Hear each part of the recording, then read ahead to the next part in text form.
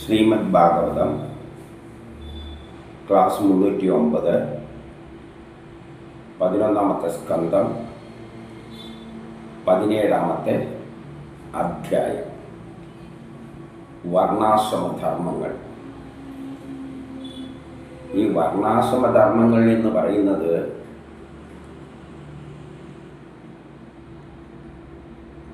മനുഷ്യൻ്റെ പൊതുവായ 4 അവസ്ഥകളായിട്ട് കണ്ടാൽ മതി. ഒന്നാമത് ബ്രഹ്മചര്യം എന്ന് പറഞ്ഞാൽ ബ്രഹ്മം എന്നത് സത്യമാണ്, പ്രപഞ്ച രഹസ്യമാണ്, വേദങ്ങളാണ്, സയൻസാണ്. പ്രപഞ്ച രഹസ്യം പഠിക്കുന്ന കാലം. അപ്പം ഏത് ലോകത്ത് ജനിച്ചാലും മനുഷ്യനാണെങ്കിൽ ആദ്യകാലം പഠിക്കുന്ന കാലഘട്ടമാണ്. അതിനൊരു ദേശമായിട്ട് ബന്ധമൊന്നുമില്ല. അതിനാണ് ബ്രഹ്മചര്യം എന്ന് പറയുന്നത്. പഠിക്കുന്ന കാലത്ത് പഠിപ്പിൽ ശ്രദ്ധിക്കണം. എങ്ങനെയെല്ലാം ജീവിക്കണം എന്നുള്ള ഒരു തത്വമാണ് ഇവിടെ പറയുന്നത്. പഠിച്ചു കഴിഞ്ഞാൽ ഗൃഹസ്ഥാശ്രമം, ജോലിക്ക് പോകും, കുടുംബം പോറ്റും, മക്കളെയെല്ലാം വലുതാക്കും, തൻ്റെ സേവനം രാഷ്ട്രത്തിന് നൽകും. ഇതെല്ലാം ഗൃഹസ്ഥാശ്രമം. എല്ലാ നാട്ടിലുള്ളവരും ഇതെല്ലാം തന്നെയാണ് ചെയ്യുന്നത്. പിന്നെ വാനപ്രസ്ഥം. മക്കളെ വലുതാകുമ്പോൾ മക്കളെ ഏൽപ്പിച്ചിട്ട് പുതിയ തലമുറ വന്നു. അതപ്പോൾ അവർക്ക് ഏൽപ്പിച്ചിട്ട് നമ്മൾ ക്രമത്തിൽ പിന്മാറുക. എല്ലായിടത്തും അത് തന്നെയാണ് സംഭവിക്കുന്നത്. മക്കളെ വലുതാകുമ്പോൾ പിന്നെ മക്കളാണ് നോക്കി നടക്കും. അപ്പം പിന്നെ അച്ഛൻ്റെ പ്രാധാന്യം കുറയും. അപ്പം അതൊരു വിടവാങ്ങൽ കാലഘട്ടമാണ്. നമ്മളും സ്വയം വിടവാങ്ങിക്കൊള്ളണം. അല്ലാതെ പുതിയ തലമുറയെ നിയന്ത്രിക്കാൻ നടക്കരുത്. അവരുടെ ലോകം നമ്മളെക്കാട്ടിയും അഡ്വാൻസ്ഡാണ്. നമ്മൾ പഴഞ്ചനാവുകയാണ്. അവരിലൂടെയാണ് ലോകം, അല്ലെങ്കിൽ ശ്രീഹരി ഇനി ലോകത്തെ മുന്നോട്ടേക്ക് നയിക്കാൻ പോകുന്നത്. അപ്പം നമ്മൾ ഗ്രാജുവലായിട്ട് മാറിക്കൊടുക്കുക, അതിന് തടസ്സം നിഷ്ടാതെ. അതാണ് വാനപ്രസ്ഥം. പിന്നെ സന്യാസം എന്ന് പറയുമ്പോൾ അവസാന ഘട്ടത്തിൽ നമുക്ക് വിരക്തിയാണ്. തിരിച്ച് എവിടെ നിന്ന് വന്നോ അവിടത്തേക്ക് പോവുക. അത് എല്ലാ നാട്ടിലുള്ളവരുടെ മനുഷ്യരുടെ 4 അവസ്ഥകളാണ്. പക്ഷെ ഓരോ അവസ്ഥയിലും എങ്ങനെ പോകണമെന്ന് വേദം നിർദ്ദേശിക്കുന്നുണ്ട്. അതാണ് ഈ ഭാഗവതത്തിലൂടെ പറയുന്നത്. അതും ഇന്ന് കാണുന്നത് തന്നെയാണ്. എല്ലാ നാട്ടിലും അത് വേണ്ടതാണ്. അത് നമുക്ക് ഓരോ വിഷയമായിട്ട് നോക്കാം. ഇപ്പോൾ 1:2 ഉദ്ധവർ പറയുകയാണ്, വർണ്ണാശ്രമ ധർമ്മമുള്ളതും ഇല്ലാത്തവരുമായ മനുഷ്യർ. അപ്പം ഇങ്ങനെ നമ്മൾ ചിന്തിക്കുമ്പോൾ നമുക്ക് തോന്നും വർണ്ണാശ്രമ ധർമ്മമുള്ളത് നമുക്കാണ്, മറ്റുള്ള വിദേശികളെയല്ലാണ് വർണ്ണാശ്രമ ധർമ്മം ഇല്ലാത്തവർ എന്ന് ചിന്തിച്ചു പോകും. അത് തെറ്റാണ്. വർണ്ണാശ്രമധർമ്മമുള്ളവരെന്ന് പറഞ്ഞാൽ മനുഷ്യർ പോകേണ്ടത് ഇങ്ങനെയാണ്. എന്നാൽ ഇതൊന്നും അംഗീകരിക്കാതെ ഇതിനെതിരായി തോന്നിയ പോലെ ജീവിക്കുന്ന സ്വാർത്ഥമതികളാണ് വർണ്ണാശ്രമധർമ്മത്തിന് വിരുദ്ധമായിട്ടുള്ളവർ. പഠിക്കേണ്ട കാലത്ത് പഠിക്കില്ല, കുടുംബം പോറ്റേണ്ട കാലത്ത് കുടുംബം പോറ്റില്ല. ഇങ്ങനെ ഇതിലൊന്നും വിശ്വാസമില്ലാതെ തോന്നുന്ന മാതിരി പോകുന്നതാണ് വർണ്ണാശ്രമധർമ്മത്തിൽ നിന്നും വേറിട്ട് നിൽക്കുന്നവർ. അപ്പം മനുഷ്യൻ പോകേണ്ട മനുഷ്യന് വിധിച്ചൊരു കർമ്മമുണ്ട്. അതാണ് ലോകത്തിൽ എല്ലാവരും പോകേണ്ടത്. പഠിക്കേണ്ട കാലത്ത് പഠിക്കാതെ നടക്കുന്നവരെ എങ്ങനെയാണ് വർണ്ണാശ്രമധർമ്മത്തിൽ പെടുന്നവരായിട്ട് എടുക്കുക? അത്രയേ ഉള്ളൂ അതിൻ്റെ അർത്ഥം. അല്ലാതെ അതിന് ഹിന്ദുക്കൾ മറ്റേത് എന്നുള്ള വ്യാഖ്യാനങ്ങളൊന്നും വേണ്ട. അതിവിടെ തന്നെ പറയുന്നുണ്ട്. വർണ്ണാശ്രമധർമ്മമുള്ളതും ഇല്ലാത്തതുമായ മനുഷ്യർക്ക് നിങ്ങളിൽ ഭക്തി ഉണ്ടാകുവാനുള്ള മാർഗം, അതിവിടെ ഒരു ഭക്തി ഉണ്ടാകുവാനുള്ള മാർഗവും പറഞ്ഞിട്ടുണ്ട്. ഇങ്ങനെ രണ്ട് തരം ജനങ്ങളാണുള്ളത്. അവർക്ക് ഭക്തി ഉണ്ടാകുവാനുള്ള മാർഗം അങ്ങ് കൽപ്പത്തിൻ്റെ ഓരോ യുഗങ്ങൾ തുടങ്ങുമ്പോൾ കൽപ്പങ്ങൾ തുടക്കത്തിൽ തന്നെ പ്രപഞ്ച സൃഷ്ടി തുടങ്ങുന്ന ആ സമയത്ത് തന്നെ ഉപദേശിച്ചിട്ടുണ്ട്. ആര്? കൃഷ്ണൻ എന്ന് പറഞ്ഞാൽ ശ്രീഹരി. അതായത് നിയമങ്ങൾ ആദ്യം തന്നെ മനുഷ്യരുണ്ടാകുമ്പോൾ തന്നെ ഇങ്ങനെ പോകണമെന്നുള്ള ഒരു നിയമമുണ്ട്. പഠിക്കേണ്ട ചെറുത് പഠിക്കാനുള്ള സമയമാണ്. പ്രായപൂർത്തിയല്ലാകുമ്പോൾ ജോലിയെടുത്ത് കുടുംബമെല്ലാം പോട്ടെ. ഇത് പ്രകൃതി നിയമമാണ്. അത് ശ്രീഹരി അല്ലെങ്കിൽ കൃഷ്ണൻ കൽപ്പത്തിൻ്റെ ആദ്യത്തിൽ തന്നെ ഉപദേശിച്ചിട്ടുണ്ട്. ആ ഉപദേശം എനിക്കൊന്ന് പറഞ്ഞു തരിക എന്ന് പറയുകയാണ്. 3:4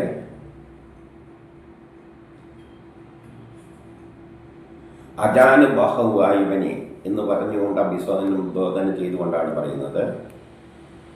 അന്ന് ബ്രഹ്മദേവന് അങ്ങ് ഹംസരൂപത്തിൽ ഉപദേശിച്ചു കൊടുത്തു. ഒരു ഹംസമായിട്ട് വന്നിട്ടാണ് ഉപദേശിച്ചു കൊടുത്തത്. അത് വളരെ കാലം കഴിഞ്ഞപ്പോൾ മനുഷ്യർക്ക് ലഭ്യമല്ലാതായി. അപ്പം അന്ന് ഉപദേശിച്ചതാണെങ്കിലും കാലം കഴിയുന്നതനുസരിച്ച് മനുഷ്യർക്ക് ഇതെല്ലാം മറന്നുപോയി.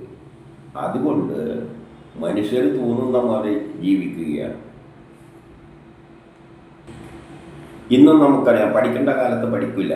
ഇനി ജോലിയെല്ലാം കിട്ടുമ്പോൾ അയ്യോ പഠിപ്പില്ലല്ലോ എന്ന് വെച്ചിട്ട് അന്നത്തെ കാലത്ത് പഠിക്കാനെല്ലാം നടക്കുന്ന കാണുന്നത്. അത് ശരിയൊരു പ്രക്രിയയല്ല. ഇപ്പം പഠിക്കേണ്ട കാലത്ത് പഠിക്കണം, ജോലി ചെയ്യേണ്ട കാലത്ത് ജോലി ചെയ്യണം. ഇതാണ് മനുഷ്യന് വിധിച്ചിട്ടുള്ളത്. അത് ഏത് നാട്ടിലും. അപ്പം ഇന്ന് അതെല്ലാം മറന്നുപോയിട്ടുണ്ട്. അതുകൊണ്ടാണ് ചോദിക്കുന്നത്. ഇനി 5 വേദാദി വിദ്യകൾ ഉപദേശിക്കുന്ന ബ്രഹ്മസദസ്സിൽ പോലും ഉപദേശിക്കാനും അനുഷ്ഠിക്കാനും രക്ഷിക്കാനും കഴിവുള്ളവൻ ഭവാൻ മാത്രമാണ്. അപ്പം ഇത് ശരിക്കും ഉപദേശിക്കാൻ അർഹനാവുക, ഇതെല്ലാം കൈകാര്യം ചെയ്യുന്ന ബ്രഹ്മസദസ്സിൽ പോലും ഇത് വിസ്തരിച്ച് പറയാൻ കഴിവുള്ളവർ ഈ ശ്രീകൃഷ്ണൻ തന്നെയാണ്.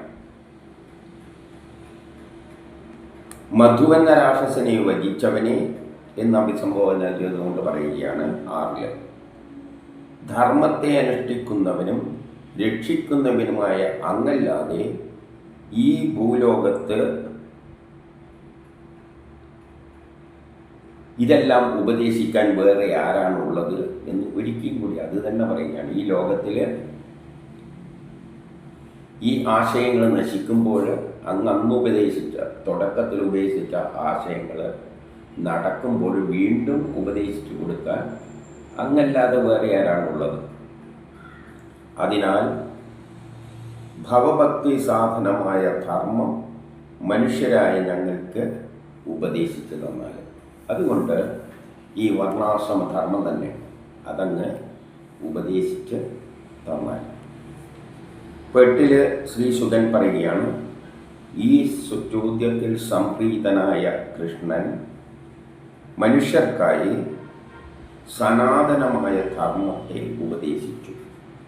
എന്തുകൊണ്ടാണ് സനാതനം എന്ന് പറയുന്നത്? എന്നെന്നും നിലനിൽക്കുന്നതാണ്. ഈ ധർമ്മം ഏത് ധർമ്മം? വർണ്ണാശ്രമ ധർമ്മം. എന്താണ് വർണ്ണാശ്രമ ധർമ്മം? ചെറുതിൽ പഠിക്കണം,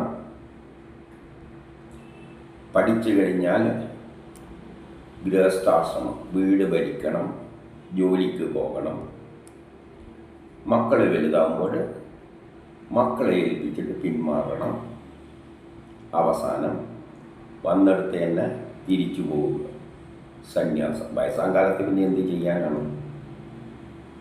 ഇത് വേദം പറഞ്ഞാലും ഇല്ലെങ്കിലും ഇത് സനാതനമാണ്, എന്നെന്നും നിലനിൽക്കുന്നതാണ്. ഏത് ലോകത്ത് ഇത് തന്നെയാണുള്ളത്. ഹിന്ദു ആയാലും മുസ്ലിം ആയാലും ഇങ്ങനെ പോകാൻ പറ്റും. അല്ലാതെ വയസ്സാം കാലത്ത് പഠിക്കുക, ജനിച്ച ഉടനെ പെണ്ണ് കിട്ടുക, ഇതെല്ലാം നടക്കുന്ന കാര്യമാണ്. പണ്ട് ചെറുതിൽ പഠിച്ചിട്ട് പെണ്ണെല്ലാം കെട്ടിച്ചിട്ടുണ്ട്. ചെറുത് പിടിച്ച് പെണ്ണ് പഠിക്കേണ്ട കാലം.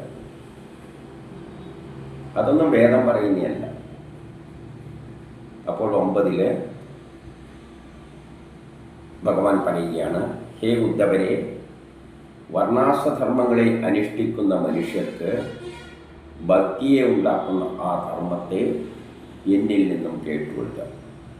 അപ്പം വർണ്ണാശ്രമധർമ്മം ആരെങ്കിലും ആചരിക്കാൻ ഉദ്ദേശിക്കുന്നുണ്ടെങ്കിൽ, അനുഷ്ഠിക്കാൻ ആഗ്രഹിക്കുന്നുണ്ടെങ്കിൽ, ഭക്തിയെ ഉണ്ടാകുന്നതാണ് ഈശ്വര നിശ്ചയപ്രകാരം ജീവിക്കുവാൻ ഉദ്ദേശിക്കുന്നവർ. ഇതിൽ ഈശ്വര നിശ്ചയപ്രകാരം ജീവിക്കുക എന്ന് പറഞ്ഞാൽ ചെറുതിൽ പഠിക്കുക തന്നെയാണ്.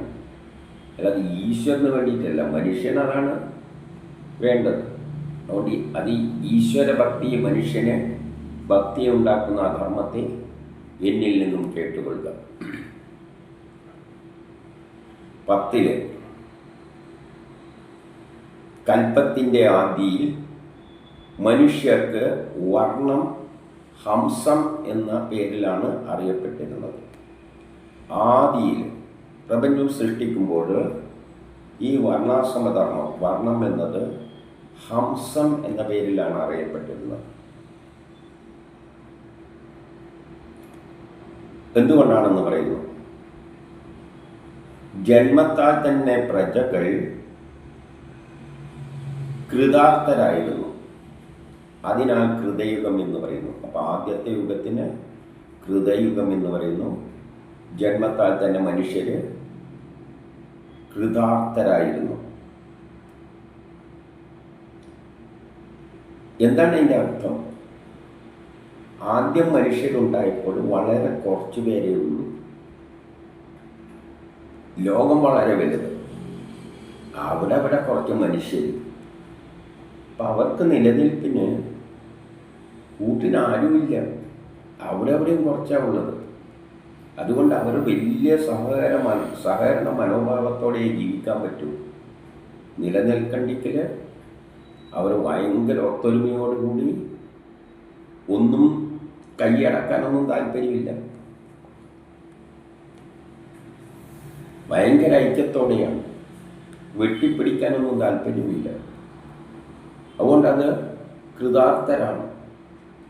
അതുകൊണ്ടാണ് കൃതയുഗം എന്ന് പറയുന്നത്. കുറച്ച് മനുഷ്യരുണ്ടാകുമ്പോൾ അതാണ്. മത്സരത്തിനൊന്നും കാര്യമൊന്നുമില്ല, ആളില്ല. ഇനി 11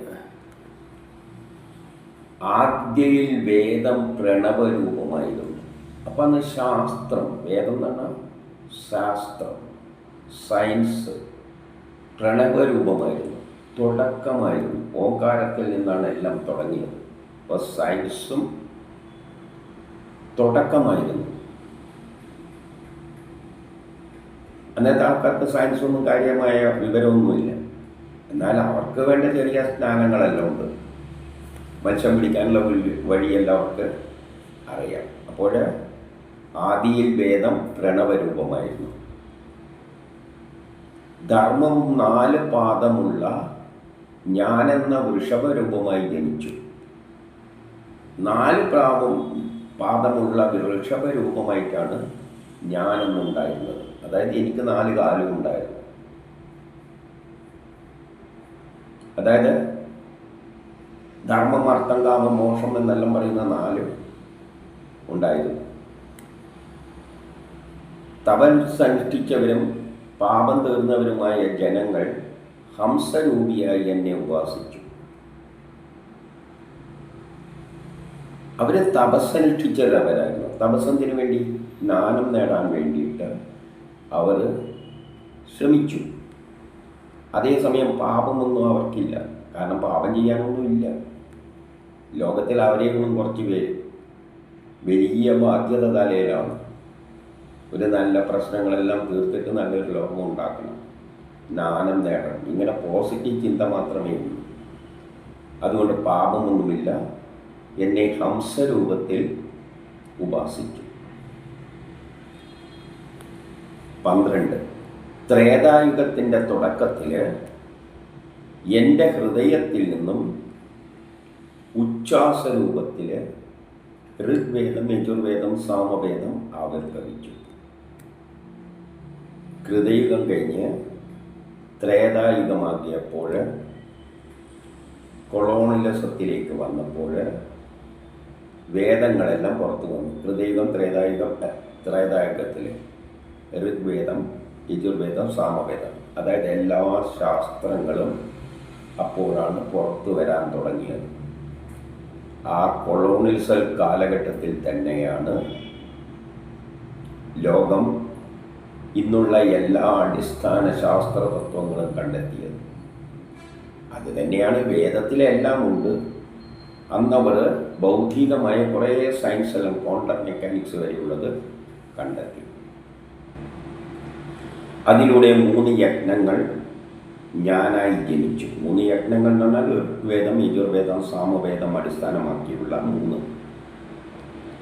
ഇപ്പം കെമിസ്ട്രി, ഫിസിക്സ്, ബയോളജി എന്ന് പറയുന്ന മാതിരി അതിനനുസരിച്ചിട്ടുള്ള ശാസ്ത്രങ്ങൾ. അതിനെ വേറെ പേരിൽ ഇവിടെ ഹൗത്രം, ആധ്വർയം, ഔദ്ഗാത്രം ഇങ്ങനെയെല്ലാം പേരിൽ പറയുന്നതേ ഉള്ളൂ. അതായത് സയൻസിനെ 3 ആക്കി. അതാണ് ഋഗ്വേദം, യജുർവേദം, സാമവേദം. അതിൽ ഋഗ്വേദം എന്ന് പറഞ്ഞാൽ പ്രപഞ്ചം മുഴുവനുള്ള ആസ്ട്രോണമിയോ സ്പേസ് സയൻസോ എന്നെല്ലാം പറയാം. യജുർവേദം എന്ന് പറഞ്ഞാൽ നമ്മൾ ജീവിക്കുന്ന പ്രപഞ്ചവുമായിട്ട് ബന്ധപ്പെട്ട സയൻസ്.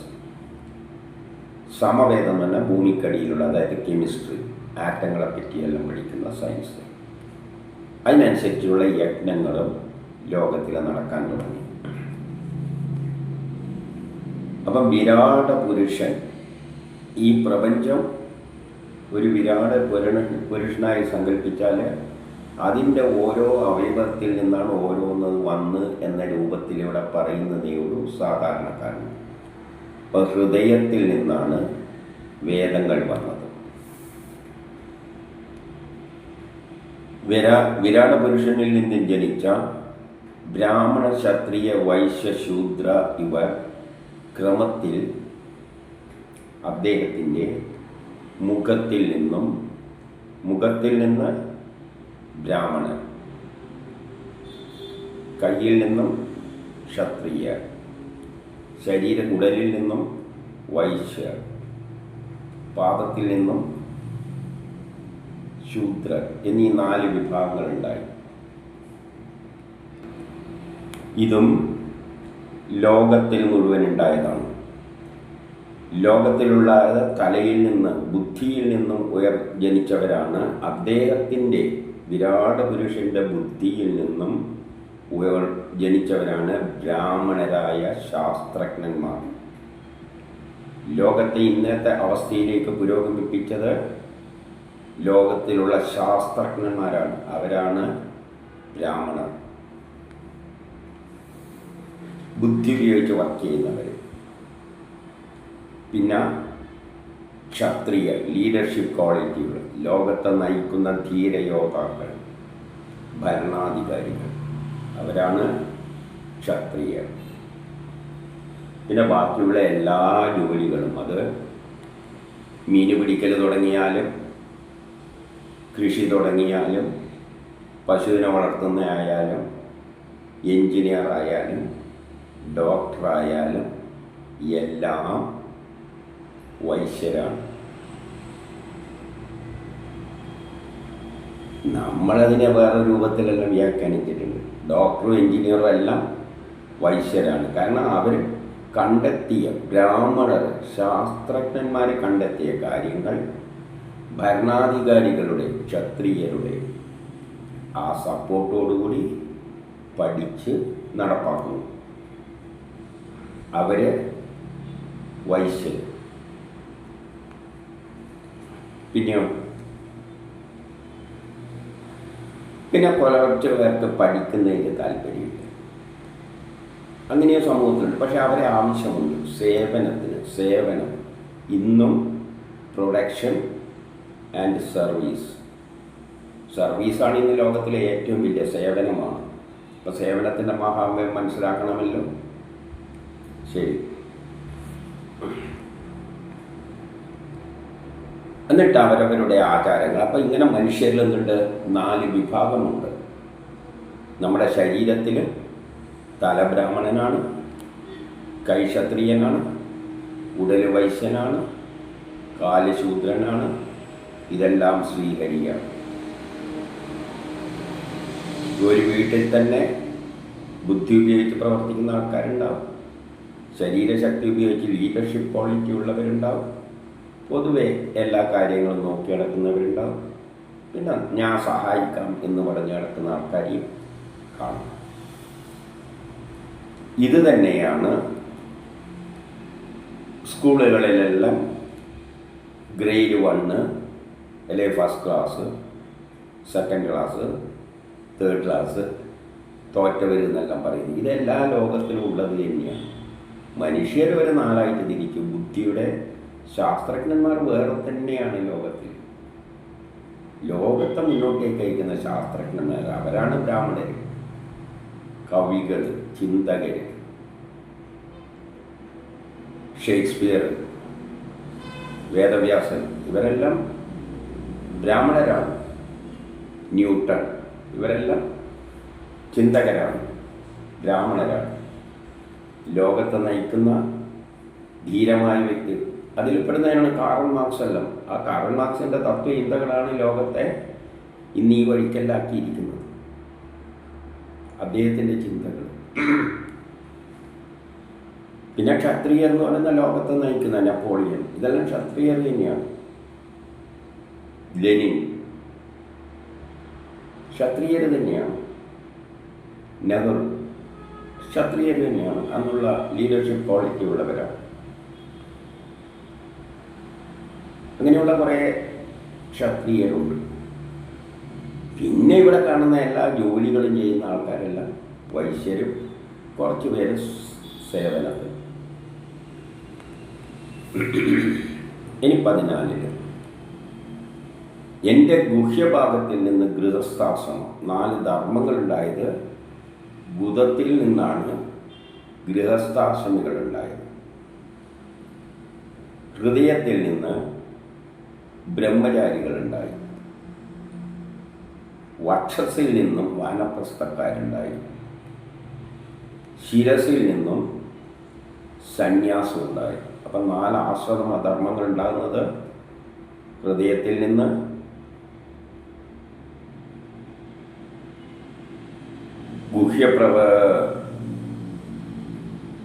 ഗുഹ്യപ്രദേശത്ത് നിന്ന്, വക്ഷസിൽ നിന്ന്, ശിരസിൽ നിന്ന്. 15 വർണ്ണാശ്രമ ധർമ്മങ്ങളോടുകൂടിയ മനുഷ്യർക്ക് നീചമായ സ്ഥാനങ്ങളിൽ നിന്ന് നീചമായതും ഉത്തമമായ സ്ഥാനങ്ങളിൽ നിന്ന് ഉത്തമമായതും ആ സ്ഥലമനുസരിച്ചുള്ള സ്വഭാവങ്ങളുണ്ടായി. അപ്പോൾ ഓരോ അവയവത്തിൽ എൻ്റെ ഓരോ അവയവം നല്ലതോ മോശമോ എന്ന അവയവത്തിൽ നിന്നാണ് ഓരോന്ന് ആ ഗുണത്തിനനുസരിച്ച് ഉണ്ടായതെന്ന് പറഞ്ഞാൽ ഗുഹ്യഭാഗത്ത് നിന്നാണ് ഗൃഹസ്ഥാശ്രമികൾ ഉണ്ടായത്. ഗൃഹസ്ഥാശ്രമ ജീവിതം എന്ന് പറഞ്ഞു കഴിഞ്ഞാൽ കുടുംബവും സെക്സും അതും ഇതുമെല്ലായിട്ടുള്ള കാര്യങ്ങൾ തന്നെയാണ്. ഹൃദയത്തിൽ നിന്നാണ് ബ്രഹ്മചര്യം ഉണ്ടായത്, പഠിക്കുന്ന കാലഘട്ടം.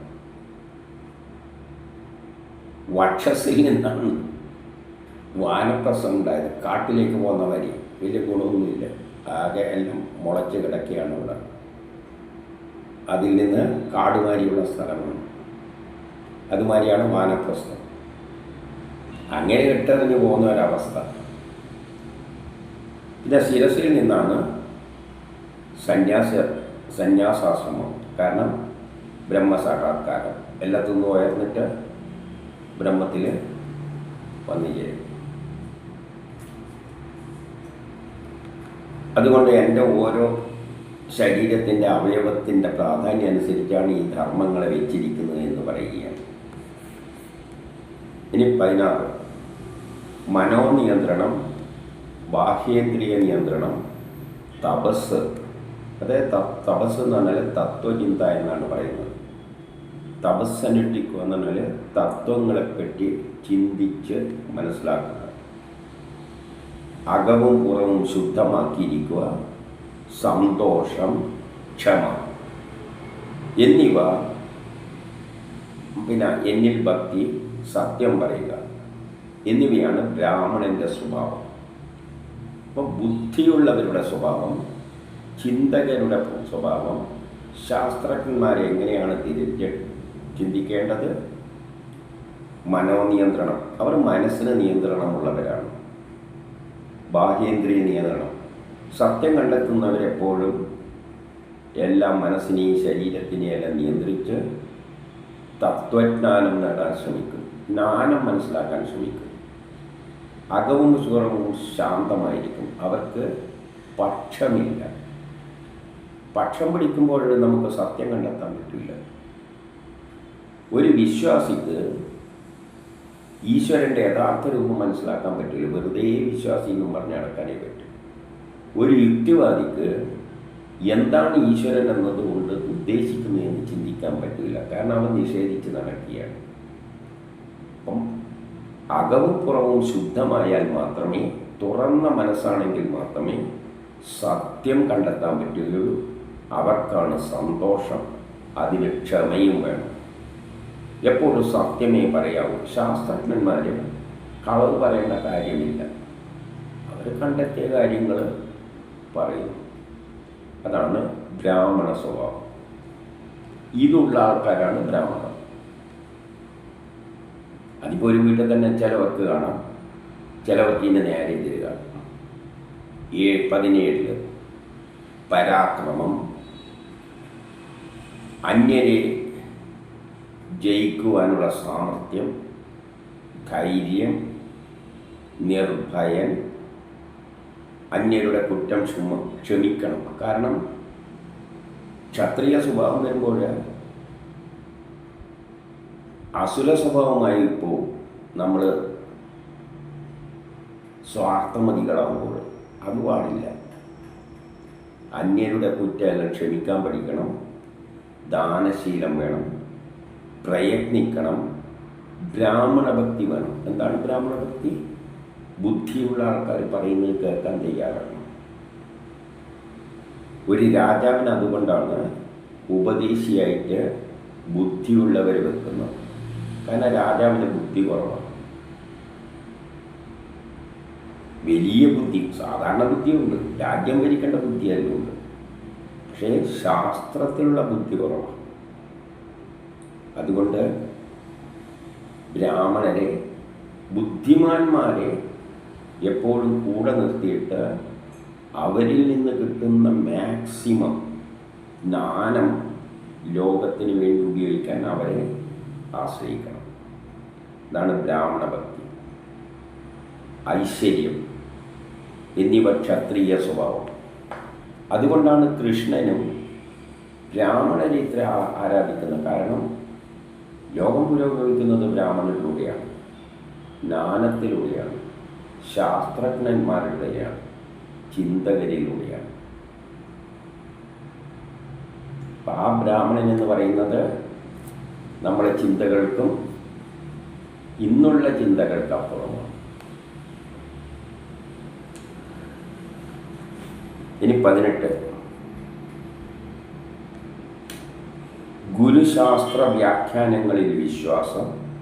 ഗുരു ശാസ്ത്രത്തെ വ്യാഖ്യാനിക്കുന്നതിൽ വിശ്വാസം, ദാനതൽപരത, അന്യരെ ചതിക്കാതിരിക്കുക, ബ്രാഹ്മണരെ സേവിക്കുക, ധനസമ്പാദനത്തിൽ ആർത്തിയില്ലാതിരിക്കുക. ഇവ വൈശ്യ സ്വഭാവം.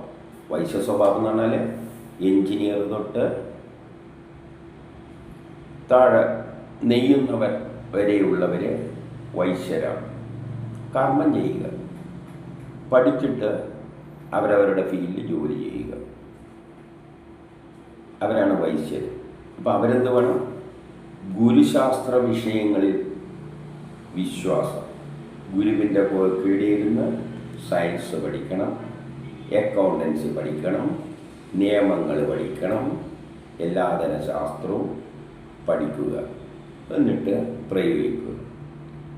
ദാന താല്പര്യം, അവരെപ്പോഴും ജനത്തിന് വേണ്ടി തൽപരരായിരിക്കണം, കൊടുക്കാൻ താല്പര്യമുള്ളവരായിരിക്കണം, സ്വാർത്ഥമതികളാകരുത്, അന്യരെ ചതിക്കരുത്. ഉദ്യോഗസ്ഥ സ്ഥാനത്തെല്ലാം ഇരിക്കുന്നവരെ അന്യരെ ചതിക്കരുത്. കൈക്കൂലി വാങ്ങരുതെന്നൊന്നും പ്രത്യേകം പറയേണ്ട ആവശ്യമില്ല. ബ്രാഹ്മണരെ സേവിക്കണം, കാരണം ജ്ഞാനം നേടിക്കൊണ്ട് വേണം അവർ കർമ്മം ചെയ്യാൻ. കാരണം ഇന്നുള്ള ഡോക്ടർ പഠിച്ചുകൊണ്ടിരിക്കണം. ഡോക്ടർ വൈശ്യനാണ്. കാരണം നാളെ ശാസ്ത്രം ബ്രാഹ്മണർ വേറൊന്ന് കണ്ടെത്തി പറയുമ്പോൾ ഡോക്ടർമാർ എന്ത് വേണം, അതിനനുസരിച്ച് അവരുടെ ജ്ഞാനം ഇംപ്രൂവ് ചെയ്യണം. കൊറോണ വരുമ്പോൾ ഇന്നത്തെ ഡോക്ടർക്ക് വരുന്ന സമയത്ത് അതിനെപ്പറ്റി ഒരു പിടിയില്ല. അവരന്തം വിട്ട് എങ്ങനെ ചികിത്സിക്കണം എന്നറിയില്ല. അപ്പോൾ ശാസ്ത്രജ്ഞന്മാരെ, ബ്രാഹ്മണരെ അതിനെ പഠിച്ചിട്ട് പുതിയ തത്വങ്ങൾ ആവിഷ്കരിച്ചു കൊടുക്കും, പുതിയ മരുന്നുകൾ ആവിഷ്കരിച്ചു കൊടുക്കും.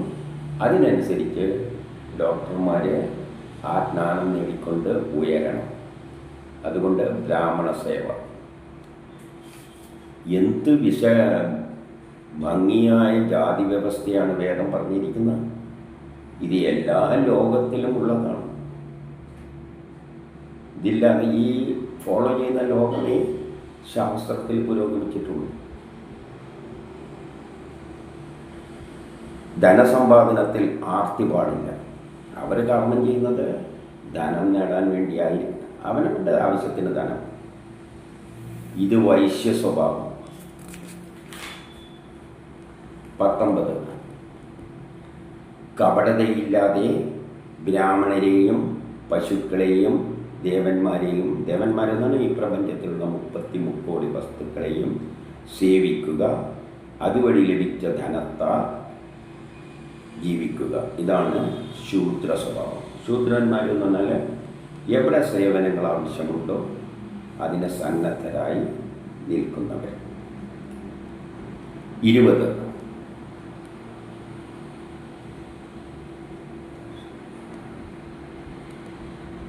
ശുദ്ധിയില്ലായ്മ, അസത്യം പറയുക, കളവ് പറയുക, ഈശ്വരൻ എന്ന ശക്തി ഇല്ലെന്ന് പറയുക, വൃഥാ കലഹമുണ്ടാക്കുക, വിഷയസുഖങ്ങളിൽ ആഗ്രഹം, ദേഷ്യം, അത്യാഗ്രഹം, ഇവ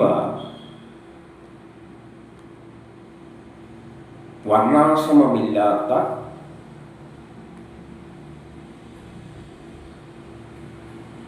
ആളുടെ ലക്ഷണം. അപ്പം നേരത്തെ പറഞ്ഞിട്ടുണ്ട് വർണ്ണാശ്രമം അതില്ലാത്തവർ. അപ്പം വർണ്ണാശ്രമം ഇല്ലാത്തവരാരാണ്? നമ്മളിന്ന് വ്യാഖ്യാനിച്ചിട്ട് എന്ത് പറയും? അമേരിക്കക്കാരാണ്, അറബികളാണ് എന്നെല്ലാം പറയും. അതല്ല, ഈ നെഗറ്റീവ് ക്വാളിറ്റി ഇതൊന്നുമില്ലാതെ അശുദ്ധി, അസഭ്യം പറയുക, ഇതൊന്നും മറ്റേ നാലിലില്ല, ശൂദ്രനിലും ഇല്ല. ശൂദ്രനിലും നല്ല സ്വഭാവങ്ങളാണ്. അസത്യം പറയുക, കളവ് ചെയ്യുക, ഈശ്വരനൊന്നും ഇല്ല എന്ന് പറയുക, വൃഥാ കലഹിക്കുക, വിഷയസുഖങ്ങളിൽ സുഖത്തിൻ്റെ പിന്നാലെ ഓടി നടക്കുക, ദേഷ്യം, അത്യാഗ്രഹം, ഇങ്ങനെയുള്ളവരാണ് വർണ്ണാശ്രമധർമ്മം ഇല്ലാത്തവർ. അത് ആരുടെ ഇടക്കാണുള്ളത്? നമ്മുടെ ഇടക്കാണ് ഉള്ളത്. ഇവരാണ് അധികപക്ഷവും അസുരന്മാരെന്ന നിലയിലേക്ക് വരുന്നത്. 21 അഹിംസ, സത്യം, മറ്റേൻ്റെ നേരെ എതിര് അഹിംസ. ഇപ്പം പറഞ്ഞ വർണ്ണാശ്രമധർമ്മം ഇല്ലാത്തവരാണ് നേരത്തെ പറഞ്ഞ ഗുണങ്ങൾ. അതിൻ്റെ നേരെ എതിര് പറയുകയാണ്. അഹിംസ, സത്യം, കക്കാതിരിക്കുക, കാമക്രോധ ലോകമില്ലാതിരിക്കുക, പ്രാണികൾക്ക് പ്രിയമായി, എല്ലാ ജീവികൾക്കും പ്രിയമായിരിക്കുക, ഹിതകരമായി ചെയ്യുക എന്നിവ സകല വർണ്ണങ്ങൾക്കും പൊതുവായ ധർമ്മം. അപ്പം ഈ ഗുണങ്ങളെല്ലാം ഉള്ളവരാണ് ഈ 4 വർണ്ണങ്ങളിൽ പെടുന്നത്. ഈ ഗുണമില്ലാത്ത സ്വഭാവം കക്കുന്നതും പിടിച്ചു പറിക്കുന്നതിനും സ്വാർത്ഥമതിക്കാരും ബ്രാഹ്മണനോ ക്ഷത്രിയനോ വൈശ്യനോ ശൂദ്രനോ ആവില്ല, അവൻ വർണ്ണാശ്രമമില്ലാത്തവൻ. അത് നമ്മളെ വീട്ടിലും കാണാം, നമ്മളെ സമൂഹത്തിലും കാണാം, എവിടെയും കാണാം. ഇങ്ങനെയാണ് ജാതിയെ കാണേണ്ടത്. 22. ആദ്യത്തെ 3 ധർമ്മക്കാർ ഉപനയനം എന്ന രണ്ടാമത്തെ ജന്മമെടുത്ത്, ആദ്യത്തെ 3 വർണ്ണം ആരാണ്? പഠിക്കാൻ താല്പര്യമുള്ളവർ. ബ്രാഹ്മണർ, ക്ഷത്രിയ, വൈശ്യർ. വൈശ്യരിലാണ് ഡോക്ടർ എഞ്ചിനീയർ എല്ലാം വരുന്നത്. ഇവരെല്ലാം പഠിക്കാതെ ഡോക്ടർ എഞ്ചിനീയർ ആകാൻ പറ്റുമോ? അക്കൗണ്ടൻസ് പഠിക്കാതെ? അപ്പോൾ ഇവരെല്ലാം പഠിക്കേണ്ടവരാണ്. അപ്പോൾ ഈ 3 ധർമ്മക്കാർ, ധർമ്മം ഉള്ളവർ, അതിനാണ് ഉപനയനം എന്ന് പറയുന്നത്. പൂണൂലിട്ട് പഠിക്കുക. വേദം പഠിക്കുക എന്ന് പറയും, സയൻസ് പഠിക്കുക, കോളേജിൽ പോയി പഠിക്കുക, സ്കൂളിൽ പോയി പഠിക്കുക, എവിടെ പോയിട്ടും പഠിക്കുക, അക്ഷരം തൊട്ട് പഠിക്കുക. അങ്ങനെ പഠിച്ചു കഴിയുമ്പോഴാണ് അവർക്ക് രണ്ടാമത്തെ ജന്മം തുടങ്ങുന്നത്. ജനിക്കുന്നത് ജ്ഞാനമില്ലാതെയാണ്, അതൊന്നാം ജന്മം. ജ്ഞാനത്തിലൂടെയാണ് ഒരു മനുഷ്യൻ വേറൊരു ജന്മമായി മാറുന്നത്, അത് രണ്ടാം ജന്മം. പഠിക്കാതെ മനുഷ്യൻ മൃഗങ്ങൾക്ക് സമാനമാണെന്ന് അർത്ഥം. അപ്പോൾ ആദ്യം ജനിക്കുമ്പോൾ നമ്മൾ മൃഗ സമാനമാണ്, മൃഗങ്ങളെ പോലെയാണ്. വിദ്യ നേടുമ്പോഴാണ്, ഉപനയനം കഴിയുമ്പോഴാണ് നമ്മൾ എന്തായിത്തീരുന്നത്? രണ്ടാം ജന്മം എടുക്കുന്നത്. അതാർക്കാണുള്ളത്? ബ്രാഹ്മണ, ക്ഷത്രിയർ, വൈശ്യർ. അവരെങ്ങനെ ഉപനയനത്തെ തുടങ്ങണം? പൂണൂലും ധരിച്ചുകൊണ്ട്. അതിനി അടുത്തേക്ക് പറയും. ഇപ്പം പൂണൂല് എന്ന് പറയുന്നത് പഠിക്കുമ്പോഴിടേണ്ട യൂണിഫോമാണ്.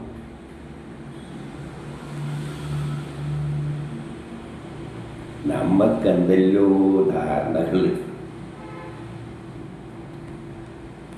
അപ്പോൾ ഈ ഉപനയനം കഴിഞ്ഞിട്ട് ഗുരുകുലത്തിൽ വസിച്ചുകൊണ്ട് ഇന്ദ്രിയങ്ങളെ അടക്കിക്കൊണ്ട് ഗുരു വിളിക്കുമ്പോൾ ചെന്നിട്ട് വേദം പഠിക്കണം, അർത്ഥവിചാരവും ചെയ്യണം. അതിൻ്റെ അർത്ഥം, വേദം പഠിക്കുമ്പോൾ അതിൻ്റെ അർത്ഥം മനസ്സിലാക്കി പഠിക്കണം. നല്ല കാര്യം. വേദത്തിൻ്റെ അർത്ഥം വെച്ച് പഠിപ്പിക്കുക. എവിടെ നിന്നാണ് പഠിക്കും? വേദത്തിൻ്റെ അർത്ഥം വെച്ചിട്ട്. ആരാണ് അർത്ഥം വെച്ച് പഠിപ്പിച്ചു കൊടുക്കുക? അർത്ഥം വെച്ചിട്ട് തന്നെയാണ് പഠിക്കുന്നത്. ആധുനിക സയൻസ് പഠിക്കുന്നത് ഒരു വേദവരി, ഒരു സയൻസ് വാക്കുണ്ടെങ്കിൽ അതിൻ്റെ അർത്ഥം അധ്യാപകൻ എക്സ്പ്ലെയിൻ ചെയ്തു കൊടുക്കും. മോഡേൺ ശാസ്ത്രം തന്നെയാണ് സയൻസ് ബുക്കിലായാലും ഇംഗ്ലീഷിലായാലും ഏതിലായാലും പുസ്തകം തുറന്ന് അർത്ഥം കുട്ടികൾക്ക് പറഞ്ഞ് മനസ്സിലാക്കി പിടിച്ചു കൊടുക്കുക.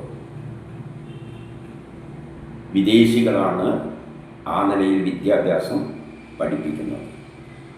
വേദം എഴുതി വെച്ചിട്ട് വേദത്തിൽ ഇത് പറഞ്ഞു വെച്ചിട്ടുണ്ട്. പക്ഷേ ഈ വേദം പഠിപ്പിക്കുന്നവർ അവിടെ ഗുരുവിട്ടിട്ട് തലയിൽ കുത്തി നടക്കുകയാണ് ബൈഹാട്ടാക്കാൻ.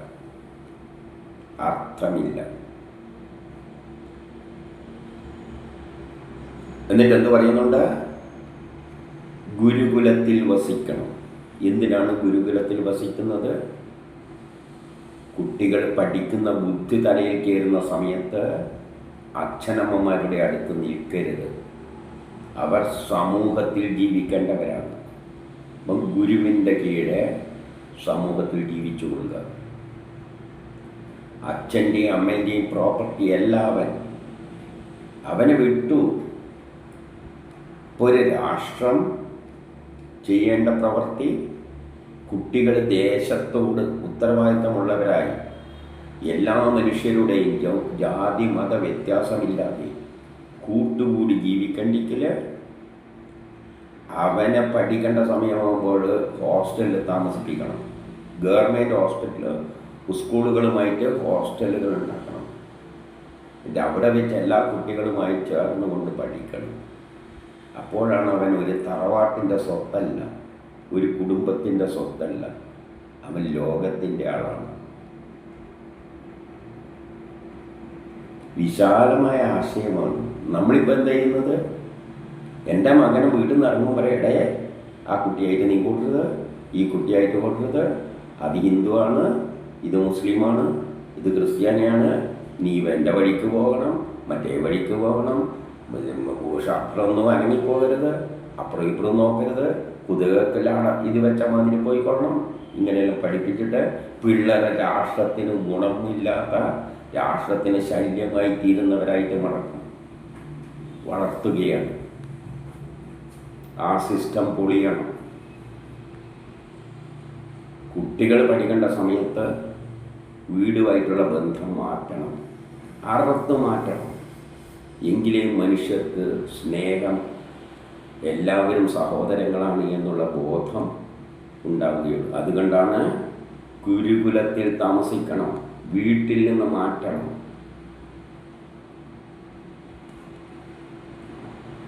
ഇനിയോ ഇന്ദ്രിയങ്ങളെ അടക്കിക്കൊണ്ട് പഠിക്കുന്ന കാലത്ത് ഇന്ദ്രിയങ്ങളെ അടക്കണം. പഠിക്കുന്നതിൽ നമ്മളിന്ന് പറയില്ലേ, പഠിക്കുന്നതിന് ശ്രദ്ധിക്കണം. നീ ടി വി, മൊബൈൽ എന്താ നമ്മൾ ചെയ്തു കൂട്ടുന്നത്? അതൊന്നും അനുവദിക്കരുത്. വീട്ടിൽ നിന്ന് അച്ഛനമ്മമാരെയെല്ലാം മക്കളെന്ന് എന്തോ സ്നേഹഭാവങ്ങളെല്ലാം ഉണ്ട്. അതുകൊണ്ട് പിള്ളേർ നശിച്ചു പോകും. ഗുരുകുലത്തിലാണെങ്കിൽ ഈ പരിപാടിയൊന്നും നടക്കില്ല. മൊബൈൽ ഉപയോഗിക്കില്ല, ഒരു ചുക്കും ഉപയോഗിക്കില്ല. ഇന്നത്തെ പിള്ളേരെല്ലാം നശിക്കുകയാണ് മൊബൈലും കൊണ്ട്. ഓരോ ഗെയിമുകൾ ഇട്ടിട്ട്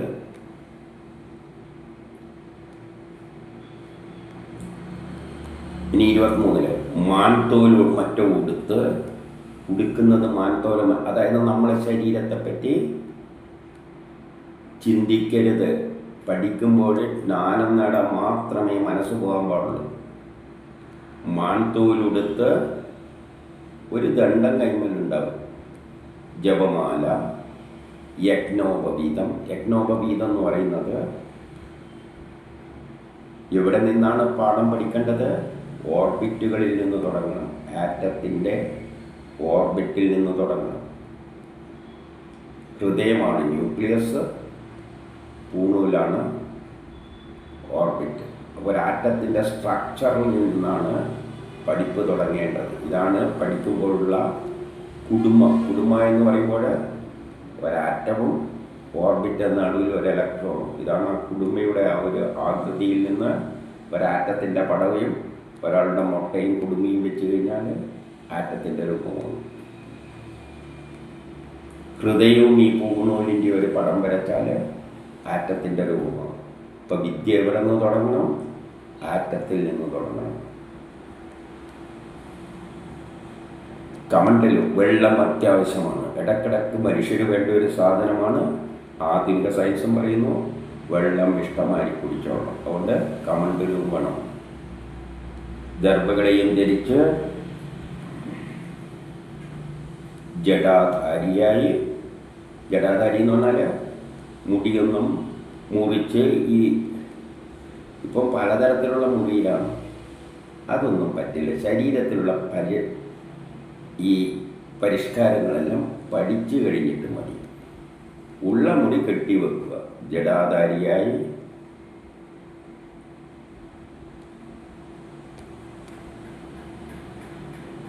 വസ്ത്രങ്ങളൊന്നും ശുദ്ധം ചെയ്യാത്തവനായി. വസ്ത്രങ്ങളൊന്നും, അതുകൊണ്ടാണ് മാൻതോലിൽ എന്ന് പറഞ്ഞത്. സാധാരണ വസ്ത്രമെല്ലാകുമ്പോൾ മാൻതോലാകുമ്പോൾ പിന്നെ വലിയ പ്രശ്നമൊന്നുമില്ല, കഴുകേണ്ട ചിന്തയൊന്നും ഉണ്ടാവില്ല. വസ്ത്രങ്ങളാകുമ്പോൾ ഈ യൂണിഫോം തന്നെ ആശയം തന്നെയാണ്. പക്ഷെ ഇത് കുറച്ചും കൂടിയും പിള്ളേരെ ഏറ്റവും ആ ഒരു സൗന്ദര്യ ബോധത്തിൽ നിന്ന് തന്നെ മാറ്റിക്കൊണ്ടാണ് കാര്യം പോകുന്നത് പഠിക്കാൻ. ഇനിയോ രക്തനിറമില്ലാത്ത രക്തനിറമുള്ള പീഠത്തിലൊന്നും ഇരിക്കരുത്. പീഠം എന്ന് പറഞ്ഞാൽ സാധാരണ ഒരു പീഠത്തിൽ ഇരുന്നു കൊണ്ട് ഇരിക്കണം. 24 സ്നാനം, ഭോജനം, ഹോമം, ജപം ഇതെല്ലാം ചെയ്യുമ്പോൾ ജപിക്കുന്ന തരത്തിലായിരിക്കണം സ്നാനം, ഭോജനം, ഹോമ സമയങ്ങളിലും. മലമൂത്ര വിസർജനം ചെയ്യുന്ന സമയത്ത് മാത്രം മൗനിയായിരിക്കണം. നമ്മളിന്ന് മലമൂത്ര വിസർജനം ചെയ്യുന്ന സ്ഥലത്ത് വെച്ചാണ് നമ്മൾ യേശുദാസ് വരി പഠിക്കാൻ ശ്രമിക്കുന്നത്, യേശുദാസിനെ പഠിക്കുന്നത്. അതൊന്നും പാടില്ല. മലമൂത്ര വിസർജനങ്ങൾ ചെയ്യുന്ന സമയത്ത് നമ്മൾ മനസ്സ് മൗനവ്രതത്തിലായിരിക്കണം. അതിനെല്ലാം അതിൻ്റേതായ കാര്യങ്ങളുണ്ട്. നഖവും തലമുടിയൊന്നും വെട്ടരുത്. അതായത് ഒരു സൗന്ദര്യബോധമുള്ള ആ തരത്തിലൊന്നും പോകരുത് പഠിക്കുന്ന കാലത്ത്. കക്ഷത്തിലെയും ബുധത്തിലെയും ഒന്നും രോമം മുറിക്കരുത്.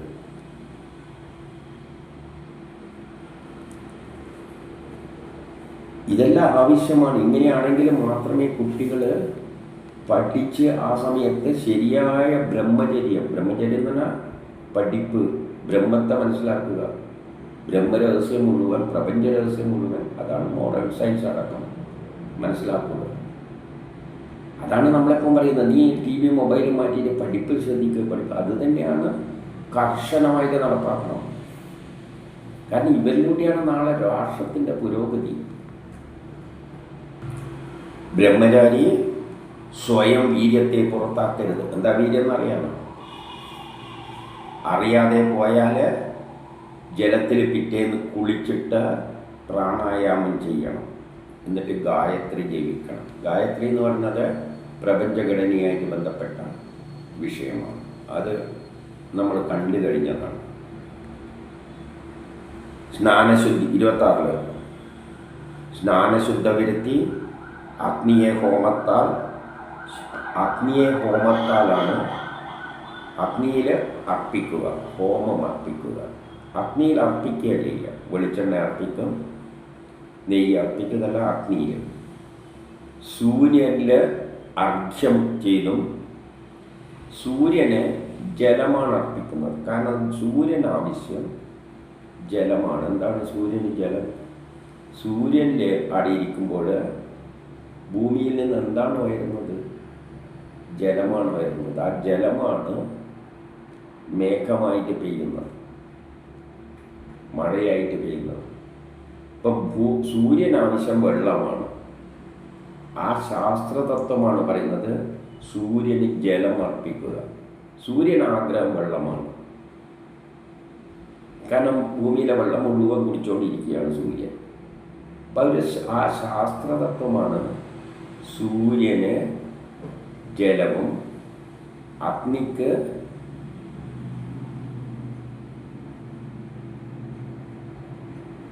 ഹോമം അർപ്പിക്കുകയും പിന്നെയോ ബ്രാഹ്മണരെ, ഗുരുക്കന്മാരെ, വൃദ്ധന്മാരെ, ദേവന്മാരെയെല്ലാം നമസ്കരിച്ച് കുട്ടികൾ എന്ത് വേണം? ഗുരുക്കന്മാരെയെല്ലാം, ബ്രാഹ്മണന്മാരെ, വയസ്സായ ആൾക്കാരെയെല്ലാം ബഹുമാനിക്കണം, നമസ്കരിച്ചും. പശുവിനെല്ലാം എന്ത് വേണം? പുല്ലിട്ട് കൊടുത്തും കർമ്മം ചെയ്യണം.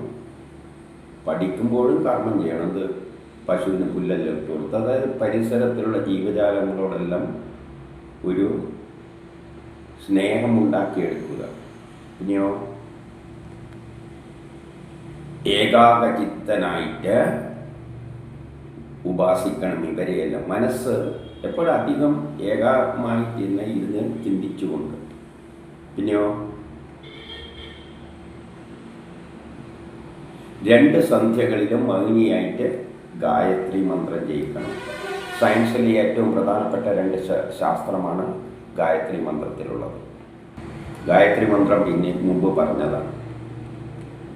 ഉപനന ശേഷം, അതായത് പഠിക്കാൻ വേണ്ടി തയ്യാറായാൽ വേദം പഠിപ്പിക്കുന്ന ആചാര്യനെ ഞാൻ വിഷ്ണുവായിട്ട് കാണണം.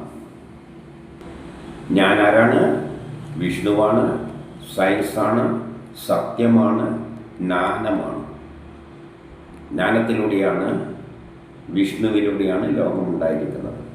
അതുകൊണ്ട് ഗുരുവിൽ നിന്ന് കിട്ടുന്ന ഈ ജ്ഞാനം, ആ ഗുരുവിനെ വിഷ്ണുവായി കാണുക. അദ്ദേഹത്തെ അപമാനിക്കരുത്, അദ്ദേഹത്തോട് അസൂയ തോന്നരുത്. കാരണം ഗുരുവാണ്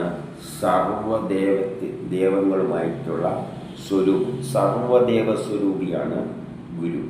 ഗുരുവാണ് സർവദേവം എന്ന് പറഞ്ഞാൽ 33 കോടി വസ്തുക്കൾ, ഈ ലോകത്തിലുള്ള 33 കോടി വസ്തുക്കളെ പറ്റിയുള്ള ജ്ഞാനം, കല്ലിനെ പറ്റിയും മണ്ണിനെ പറ്റിയും വെള്ളത്തിനെ പറ്റിയും എല്ലാ പ്രപഞ്ചത്തെ പറ്റിയുള്ള എല്ലാ ജ്ഞാനവും നൽകുന്നത് ഗുരുവാണ്. ഇനി 28.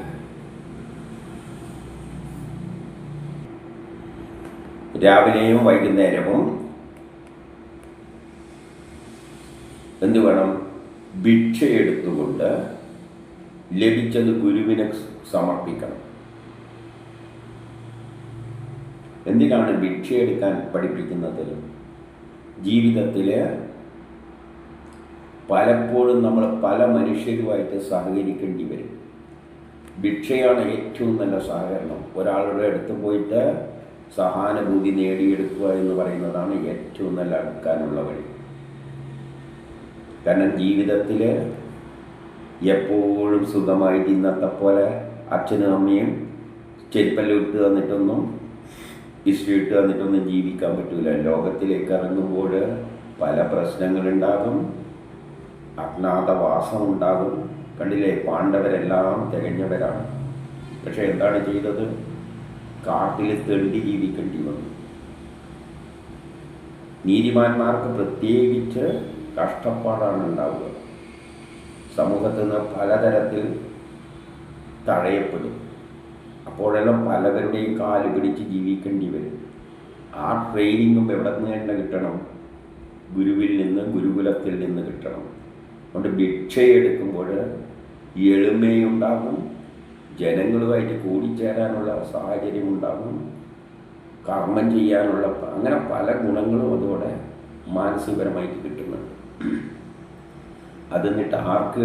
അത് അധ്വാനമാണ്. അത് ആർക്ക് കൊടുക്കണം? ഗുരുവിന് കൊടുക്കണം. കാരണം ഗുരു ആരാണെന്ന് പറഞ്ഞിട്ടുണ്ട്? വിഷ്ണുവാണെന്ന് പറഞ്ഞിട്ടുണ്ട്. നമ്മൾ എന്ത് നേടുന്നതും വിഷ്ണുവിന് വേണ്ടിയിട്ടായിരിക്കണം, നമുക്ക് വേണ്ടിയിട്ടാകരുത്. എന്നിട്ട് ഗുരു അനുവദിച്ച് തന്നത് എടുക്കുക. അതായത് നമ്മൾ കർമ്മം ചെയ്യുക. ഇതാണ് അർച്ചനയോട് പറഞ്ഞത്. നീ നിൻ്റെ കർമ്മം ചെയ്യുക, കിട്ടേണ്ടത് നിനക്ക് കിട്ടുകയാണെങ്കിൽ ഉപയോഗിച്ചോളൂ, അല്ലാതെ ഇന്ന ഫലം ഇനി ആഗ്രഹിക്കരുത്. അപ്പം ഈ ധർമ്മങ്ങളെല്ലാം പഠിപ്പിക്കുകയാണ്. നമ്മൾ കർമ്മം ചെയ്തിട്ട് ഗുരുവിന് എന്ന് പറഞ്ഞാൽ ഇവിടെ വിഷ്ണുവാണെന്ന് പറഞ്ഞിട്ടുണ്ട്. നീ വിഷ്ണുവിന് വേണ്ടി അർപ്പിക്കുക, ലോകത്തിന് വേണ്ടി കർമ്മം ചെയ്യുക. അവിടെ കിട്ടുന്നത് നിനക്ക് ഉപയോഗിക്കാം. 29. എവിടെയും ഗുരുവോടൊത്ത് പോകുമ്പോൾ പിന്നിൽ നടക്കുക. കിടക്കുമ്പോൾ അടുത്ത് കിടക്കാം, ഇരിക്കുമ്പോൾ ഇരിക്കണം, ഗുരു നിൽക്കുമ്പോൾ നിൽക്കണം. ഇങ്ങനെ ഗുരുവിനെ പരിചരിക്കണം, കൂപ്പുകൈയോടെ ഉപാസിക്കണം. 30.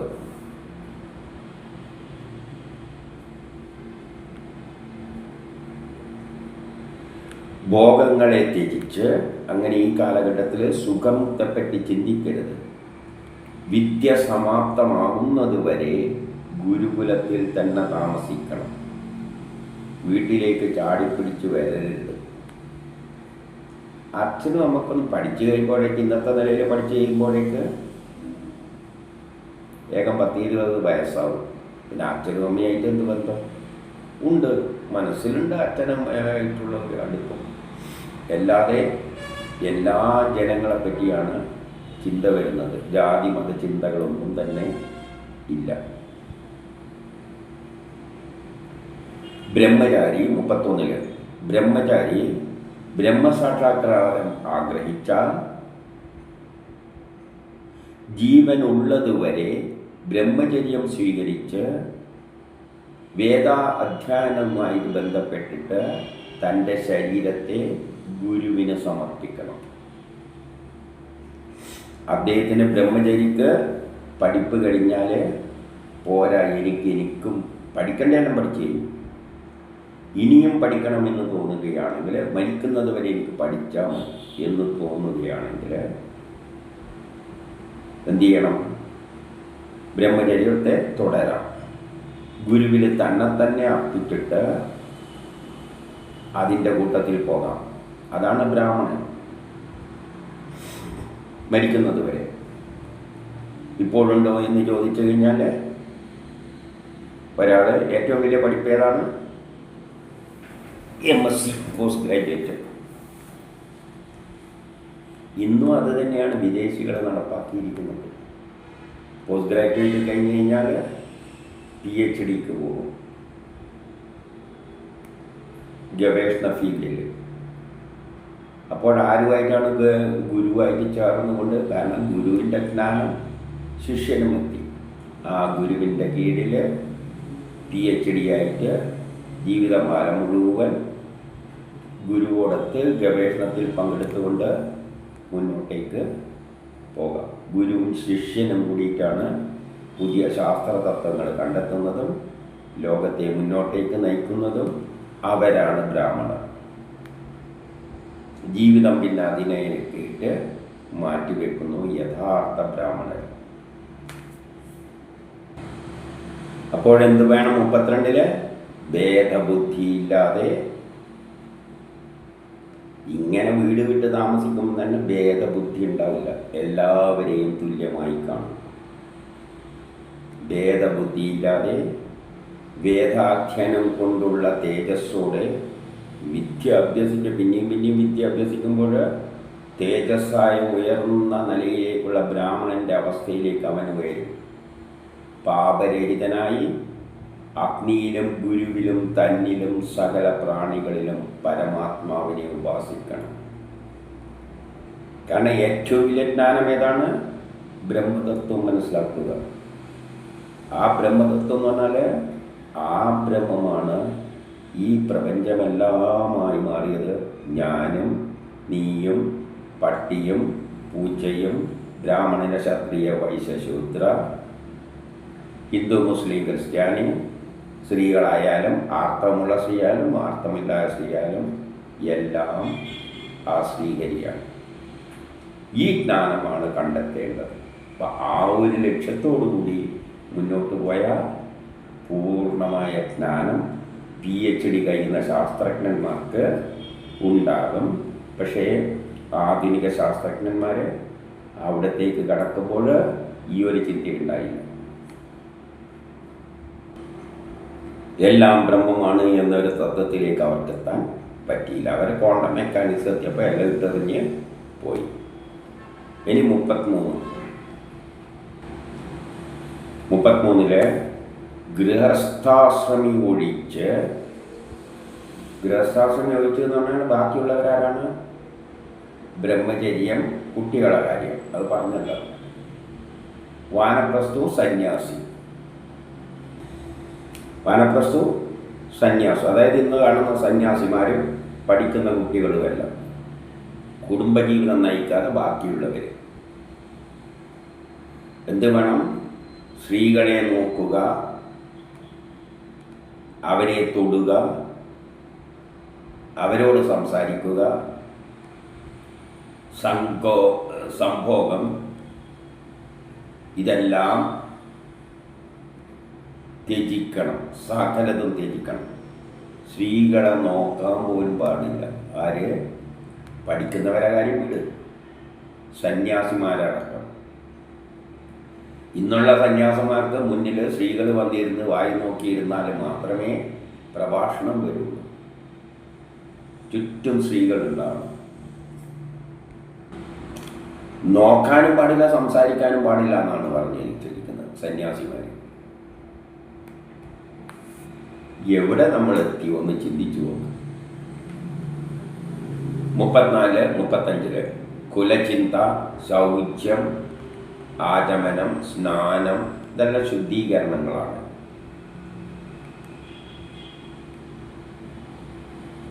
പിന്നെയോ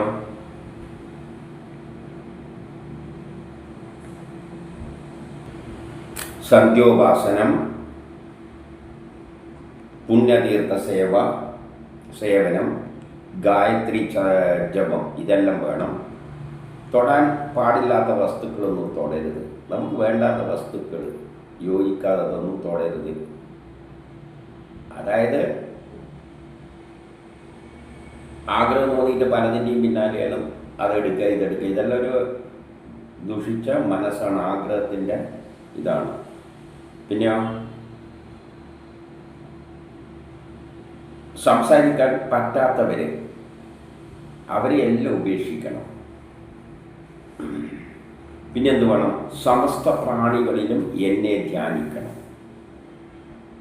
എല്ലാ കാണുന്ന ജീവജാലങ്ങളിലും എന്നെ ധ്യാനിക്കണം. കാണുന്നതിലെല്ലാം എന്നെ ധ്യാനിക്കണം. എന്താണ് സനാതനധർമ്മമാണ് ഇവിടെ പറയുന്നത്. ഇപ്പം ബ്രാഹ്മണനായാലും ക്ഷത്രിയനായാലും വൈശ്യനായാലും ശൂദ്രനായാലും ഹിന്ദു ആയാലും മുസ്ലിം ആയാലും ക്രിസ്ത്യാനി ആയാലും ആർത്തമുള്ള സ്ത്രീയാണെങ്കിലും ആർത്തമില്ലാത്ത സ്ത്രീയാണെങ്കിലും എല്ലാത്തിലും എന്നെ ദർശിക്കണം. മനസ്സ്, വാക്ക്, ശരീരം ഇതവയെ നിയന്ത്രിക്കണം. ഇതെല്ലാം എപ്പോഴും പറയുന്നത്. ഇവയെല്ലാം എല്ലാ ആശ്രമങ്ങൾക്കും നിർബന്ധമാണ്. ഏത് ആശ്രമമായാലും ഇതെല്ലാം വേണം.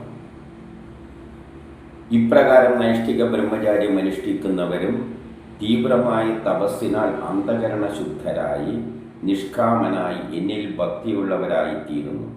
ഇനി സമാവർത്തന വിധി പറയുന്നു.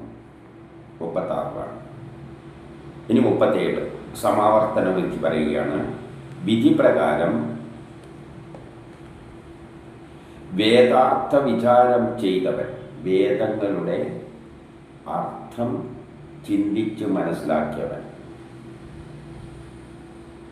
ഗൃഹസ്ഥാശ്രമത്തിൽ പ്രവേശിക്കുവാൻ ആഗ്രഹിക്കുകയാണെങ്കിൽ അവർക്ക്, ഇപ്പം നേരത്തെ പറഞ്ഞിട്ടുണ്ട്, ബ്രഹ്മചര്യം കഴിച്ചിട്ട് പഠിച്ചു കഴിഞ്ഞിട്ട് എനിക്ക് പഠിച്ച് മനസ്സിലാക്കാൻ പറ്റി മതിയായില്ല എന്ന് പറയുന്നവർക്ക് ഭരിക്കുന്നവരെ ഗുരുവിൻ്റെ കീഴിൽ PhD ആയിട്ടങ്ങ് പോകാം.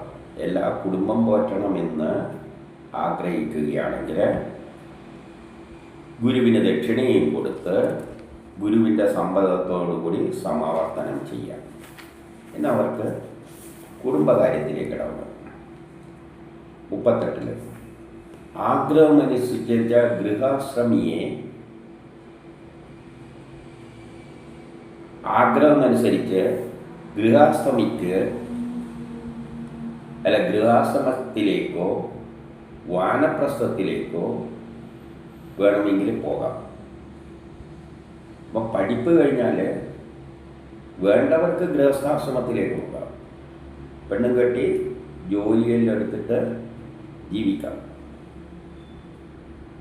പഠിച്ചു കഴിഞ്ഞാൽ അത് ഇന്നും അങ്ങനെ തന്നെയാണ്. പഠിപ്പെല്ലാം കഴിയുന്നവരെ അച്ഛനമ്മമാരും തള്ളിപ്പിടിച്ച് പഠിപ്പിക്കും. പിന്നെ പഠിച്ചു കഴിയുമ്പോൾ തോന്നും ജോലി കെട്ടി പെണ്ണും കെട്ടി പോകണമെന്ന് ചിലവർക്ക് തോന്നും. ചിലവർക്ക് തോന്നും എന്ത് ഈ പെണ്ണ് കെട്ടിയിട്ടൊന്നും ആവശ്യമില്ല, അങ്ങനെ നടക്കാൻ നോക്കുക. അത് വാനപ്രസ്ഥം. ഗൃഹസ്ഥാശ്രമമുണ്ട്. പെണ്ണ് കെട്ടണ്ടേ, പെണ്ണൊന്നും വേണ്ടത്, പെണ്ണ് ബാധ്യത, എനിക്കതൊന്നും പറ്റില്ല. അപ്പം പിന്നെ സുഖമായിട്ട് വാനപ്രസ്ഥത്തിലേക്കും പോകേണ്ടവർക്ക് പോകാം. വേദത്തിന് ഒരു നിർബന്ധമില്ല. നിങ്ങൾക്ക് പെണ്ണും കെട്ടി ജോലിയും കെട്ടി ജീവിക്കണം, ജീവിച്ചോ. അതിൽ താല്പര്യമില്ല, നേരെ ഗൃഹസ്ഥാശ്രമത്തിലേക്ക് വാനപ്രസ്ഥത്തിലേക്ക് പോയിക്കോ. നേരെ അങ്ങ് കാട്ടിലേക്കോ എവിടെയോ വണ്ടിക്കിൽ പോകാം. ചിലപ്പോൾ പഠിപ്പ് കഴിഞ്ഞിട്ട് ചില പിള്ളേരുടെ ഒരൊറ്റ മുകളിലാണ്. അച്ഛനും അമ്മയും പറയും പഠിച്ചു കഴിഞ്ഞിട്ട് അവനെ കാണാനില്ല, ഇവിടെ പോയെന്നറിയില്ല. കാരണം അവൻ ഗൃഹസ്ഥാശ്രമം വേണ്ട, അവൻ വാനപ്രസ്ഥത്തിൽ പോയി. ചിത്തശുദ്ധി വന്നവരാണെങ്കിൽ നേരെ സന്യാസത്തിലേക്ക് പോകാം. വാനപ്രസ്ഥത്തിൽ പോകണമെന്നില്ല. ശുദ്ധമായിട്ട് സന്യാസി എല്ലാം ഉടുതുണിയെല്ലാം വലിച്ചു കളഞ്ഞിട്ട് അവൻ അന്നേരം ബോധം വരികയാണ്, എനിക്ക് ജോലിയൊന്നുമില്ല, എനിക്ക് വിരക്തി വന്നു. അത്രയും ചിത്തശുദ്ധി വന്നിട്ടുണ്ടെങ്കിൽ നേരെ സന്യാസിയായിട്ടും പോകാം. എല്ലാം എടുത്തെറിഞ്ഞിട്ട് ബ്രഹ്മമേ ശരണം നിന്നിട്ട് വല്ല ഗുഹയിലും ഭ്രാന്തനെ പോലെ അങ്ങനെ അങ്ങ് പോകാം. അതല്ല അവരവരുടെ ഇഷ്ടം. പക്ഷേ ഈ ക്രമത്തിന് വിപരീതമായിട്ട് നടക്കരുത്. ഈ ക്രമത്തിൽ നിന്ന് സന്യാസത്തിന് പോയിട്ട് തിരിച്ച് ഗൃഹസ്ഥാശ്രമത്തിലേക്ക് വന്ന് കളയരുത്. പരിപാടി വേണ്ട. അത് മറ്റേതോ ഒരു സിനിമയെ കണ്ടില്ലേ, ചിന്താവിഷ്ട സീരിയലാണ്. ശ്രീനിവാസൻ എന്ന കഥാപാത്രം അല്ല അഭിനയിച്ച കഥയുണ്ടായി, കഥാപാത്രം സന്യസിക്കാൻ പോയിട്ട് തിരിച്ച് വന്നത്. അത് പറ്റില്ല, അത് തുലഞ്ഞ പരിപാടിയാണ്. അതുകൊണ്ട് തിരിച്ചുള്ള പരിപാടികളല്ല. വാനപ്രസ്ഥത്തുനിന്നോ സന്യാസത്തുനിന്നോ ഗൃഹസ്ഥാശ്രമത്തിലേക്കുള്ള പരിപാടിയില്ല. അങ്ങോട്ടേ പോകാൻ പാടുള്ളൂ, ഇങ്ങോട്ട് പോയാൽ നശിച്ച്.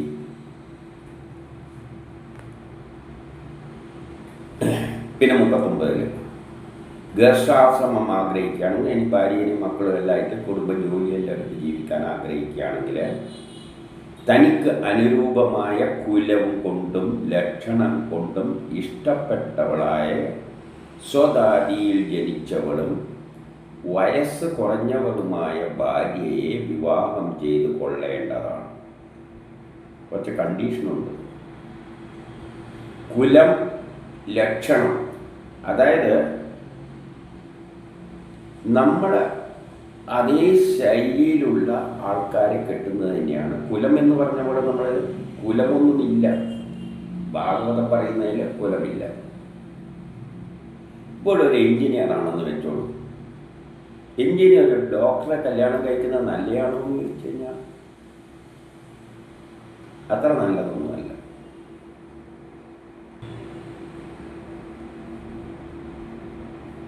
കാരണം എഞ്ചിനീയർ രാവിലെ 10 മണിക്ക് ജോലി സ്ഥലത്ത് പോയിട്ട് വൈകുന്നേരം 5 മണിയാകുമ്പോൾ വീട്ടിൽ വരും. ഡോക്ടർ എന്ന് പറഞ്ഞാൽ ഇങ്ങനെ സമയമൊന്നുമില്ല, 1 മണി. അങ്ങനെ ചില പ്രത്യേകതകളുണ്ട്. ഇപ്പോൾ നമ്മൾ ഇവിടെയുള്ളവർ ചൈനക്കാരിനെ കെട്ടിക്കഴിഞ്ഞാൽ ഒരു പൊരുത്തക്കേടുകളുണ്ട്. അതുകൊണ്ട് നമ്മൾ അതേ ഒരു ചുറ്റുവട്ടമുള്ള, അതാണ് കുലം കൊണ്ട് ഉദ്ദേശിക്കുന്നത്, പെണ്ണിനെ കെട്ടുന്നതാണ് നല്ലത്. അല്ലാതെ വ്യത്യസ്ത ഫീൽഡുകളിൽ വർക്ക് ചെയ്യുന്നവരെ കുറച്ച് പാടാണ്. അതുകൊണ്ട് ലക്ഷണമെല്ലാം നോക്കിയിട്ട് നമുക്ക് ഇഷ്ടപ്പെട്ട, മനസ്സിനിണങ്ങിയനെ കെട്ടണം. ലക്ഷണങ്ങളെല്ലാം നോക്കി ഇഷ്ടപ്പെട്ടവളെ തന്നെ കല്യാണം കഴിക്കണം. സ്വജാതിയിൽ തന്നെ ആയിരിക്കണം. സ്വജാതി എന്ന് പറഞ്ഞാൽ ബ്രാഹ്മണനെ, അതായത് ശാസ്ത്രജ്ഞരെ തന്നെ കല്യാണം കഴിക്കുന്നതാണ് നല്ലത്. കാരണം രണ്ടുപേരുടെയും ജനിതക ഘടന, ഗവേഷണ ചിന്താഗതി ഉള്ളവരാണെങ്കിൽ അവരുടെ കുട്ടികൾ നല്ല ചിന്തകരായിട്ട് മാറും.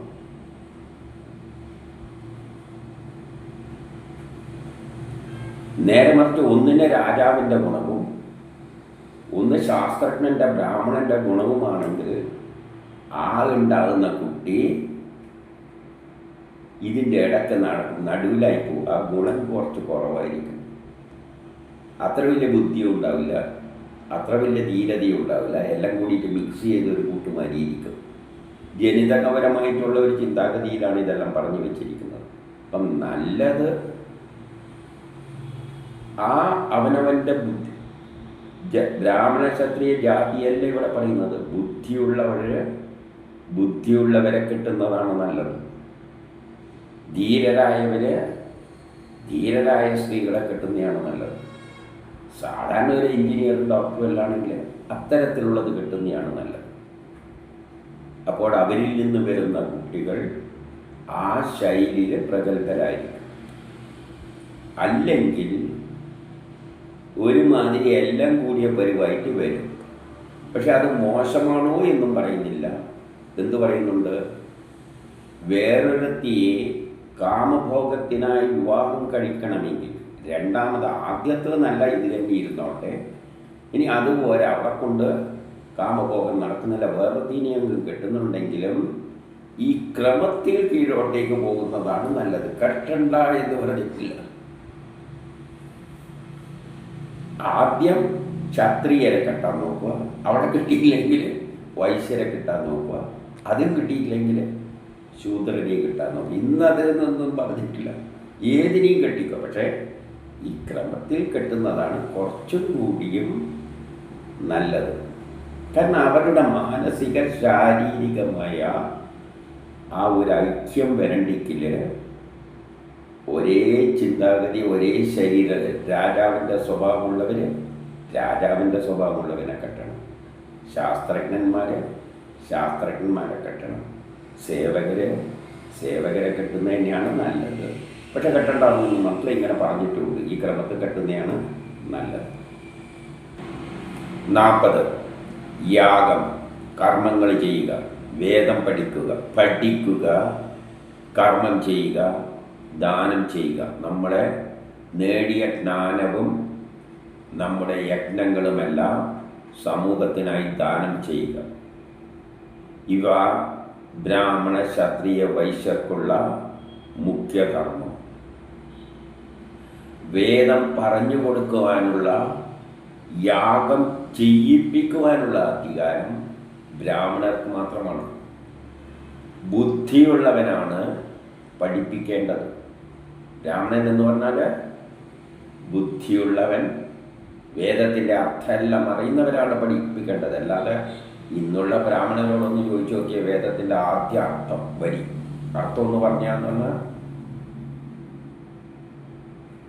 ഏറ്റവും വലിയ കക്ഷിയോട് ഏറ്റവും വലുതാണെന്ന് പറയുകയാണ്. ലോകത്തിലെ ഏറ്റവും വലിയ ആത്മീയത്തിൻ്റെ അങ്ങനത്തെ അർത്ഥത്തോട് ജസ്റ്റിസ് പരിപൂർണം ചോദിച്ചു, എന്തറിയോ, ഗായത്രിയാണ്. എവിടെ ഗായത്രി ഒരു എനിക്കറിയില്ല. ഇതാണ് പല ബ്രാഹ്മണരുടെയും അവസ്ഥ. അവരൊന്നും ബ്രാഹ്മണരല്ല. വേദം പറയുന്ന ബ്രാഹ്മണൻ ഇതൊന്നുമല്ല. ഇതെല്ലാം ആരല്ലോ ഉണ്ടാക്കിയെടുത്തത്. പഠിപ്പിക്കാൻ അർഹത ഇത്രയേ ഉള്ളൂ. ഒരു SSLCക്കാരനെ പഠിപ്പിക്കാനുള്ള അർഹത PDCക്കാരനേ ഉള്ളൂ. അല്ലാതെ ഒരു MAക്കാരനെ SSLCക്കാരെ പഠിപ്പിക്കാനിരുന്നാൽ എങ്ങനെയിരിക്കും? അതേ അത്രയും അർത്ഥമുള്ളൂ. ബ്രാഹ്മണർ ബുദ്ധിയുള്ളവരാണ് പഠിക്കേണ്ടതും യാഗത്തെ നിയന്ത്രിക്കേണ്ടതും. യാഗം നിയന്ത്രണം വലിയൊരു ഫാക്ടറിയിലെല്ലാം വർക്കുകൾ നിയന്ത്രിക്കുന്നത് ജ്ഞാനം നേടിയവരായിരിക്കണം, ബ്രാഹ്മണനായിരിക്കണം. കുറേ എക്സ്പീരിയൻസിലൂടെ പ്രൊമോഷൻ കയറിയിട്ട് മൂന്ന് തലപ്പത്തിരുന്ന് കഴിഞ്ഞാൽ ആ വ്യവസ്ഥിതി ശരിയാവില്ല.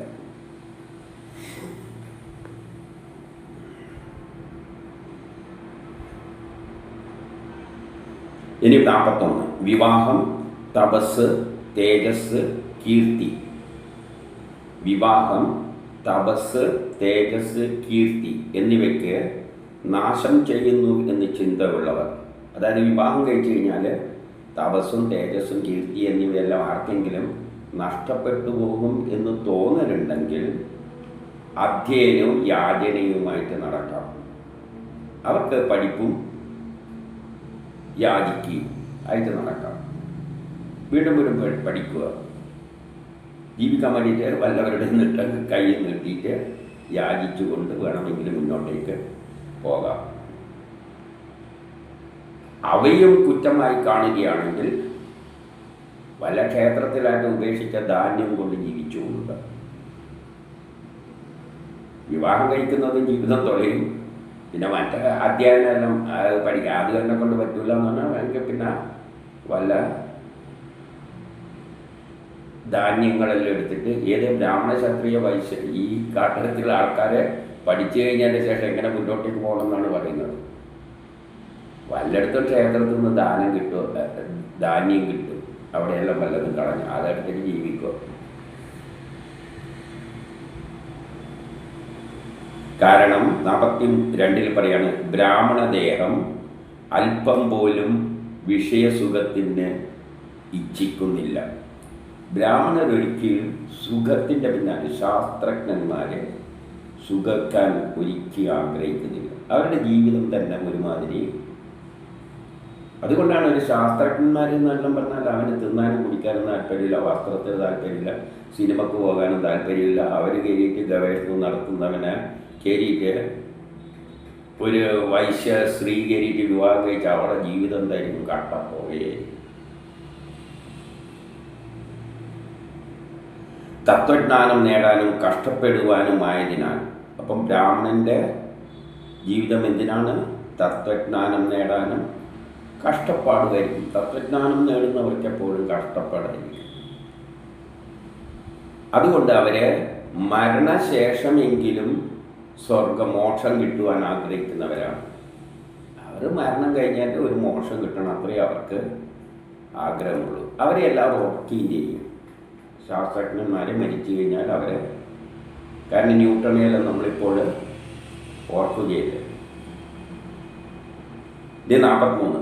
പാടത്തിൽ അവശേഷിച്ച നെല്ല് ശേഖരിച്ച്, പാടത്തിലെല്ലാം കൊയ്തു കഴിഞ്ഞാൽ മിച്ചം നെല്ലെല്ലാം വീണിട്ടുണ്ട്, അത് വേണ്ടിയിട്ട് പൊത്തിയെടുക്കുക. അങ്ങാടിയിൽ ചിതറിക്കിടക്കുന്ന ധാന്യം അങ്ങാടിയിലെ ലോറിയിൽ നിന്നുള്ള സാധനം വരുമ്പോൾ താറ വീണ് കിടക്കുന്നുണ്ട് ധാന്യങ്ങൾ, അതെല്ലാം തൂത്തുവാരി എടുക്കുക. ഇത്തരത്തിലൊക്കെ മനഃശുദ്ധി ലഭിച്ച നിഷ്കാമമായി എന്നിൽ മനസ്സിനെ അർപ്പിച്ചവർ, അങ്ങനെ വല്ലവരും ഇങ്ങനെ ജീവിക്കുകയാണ്. അവിടെ നിന്ന് ലോറിയിൽ നല്ല വീട് നേരം കഴിച്ചുകൊണ്ട് ജീവിതം എങ്ങനെയെങ്കിലും എന്നിൽ തന്നെ വിശ്വാസം അർപ്പിച്ചിട്ട് ജീവിക്കുകയാണെങ്കിൽ സ്വപുത്ര കളത്രാദികളോടുള്ള രാഗം വെടിയും. അങ്ങനെയുള്ള മനുഷ്യർക്ക് പുത്രൻ, പൗത്ര, ഭാര്യ, മക്കൾ എന്നുള്ള ചിന്ത ഓട്ടോമാറ്റിക്കായിട്ട് അങ്ങനെയില്ല. ഈ പൊറുക്കി നടക്കുന്നവന് ഭാര്യയും മക്കളെല്ലാം ആദ്യം തന്നെ ഉപേക്ഷിച്ചേക്കും. ജീവിതത്തിലെ താല്പര്യങ്ങൾ നശിച്ചിട്ട് കുടുംബം താമസിക്കുകയാണ്. എന്ത് ജീവിതം ഇനിയിപ്പോൾ തിന്നാൻ വേണ്ടിക്കാണെങ്കിൽ കടയിൽ അവിടെ എന്തൊക്കെ വീട് കിടക്കുന്നുണ്ട്, അതെല്ലാം പൊറുക്കിയെടുത്ത് തിന്നു കഴിഞ്ഞാൽ ഭാര്യയും മക്കളും എല്ലാം ഉപേക്ഷിച്ച് പോവുകയും ചെയ്യും. പിന്നെ അവൻ സ്വതന്ത്രനാണ്. അവന് പിന്നെ ബ്രഹ്മസാക്ഷാത്കാരത്തിന് സുഖത്തിൽ പോകാം. അങ്ങനെയുള്ളവൻ സ്വപുത്ര, ഭാര്യ, പുത്രൻ, പുത്രി ഇവരോടുള്ള രാഗം വെടിഞ്ഞിട്ട് ഗൃഹസ്ഥാശ്രമത്തിൽ ഇരുന്നു കൊണ്ട് തന്നെ മോക്ഷം പ്രാപിക്കും. അങ്ങനെയുള്ളവർ ആ വീട്ടിലിരുന്നു കൊണ്ട് തന്നെ ഗൃഹസ്ഥാശ്രമിയാണെങ്കിലും മോക്ഷം പ്രാപിക്കുന്ന പറയുന്നത്.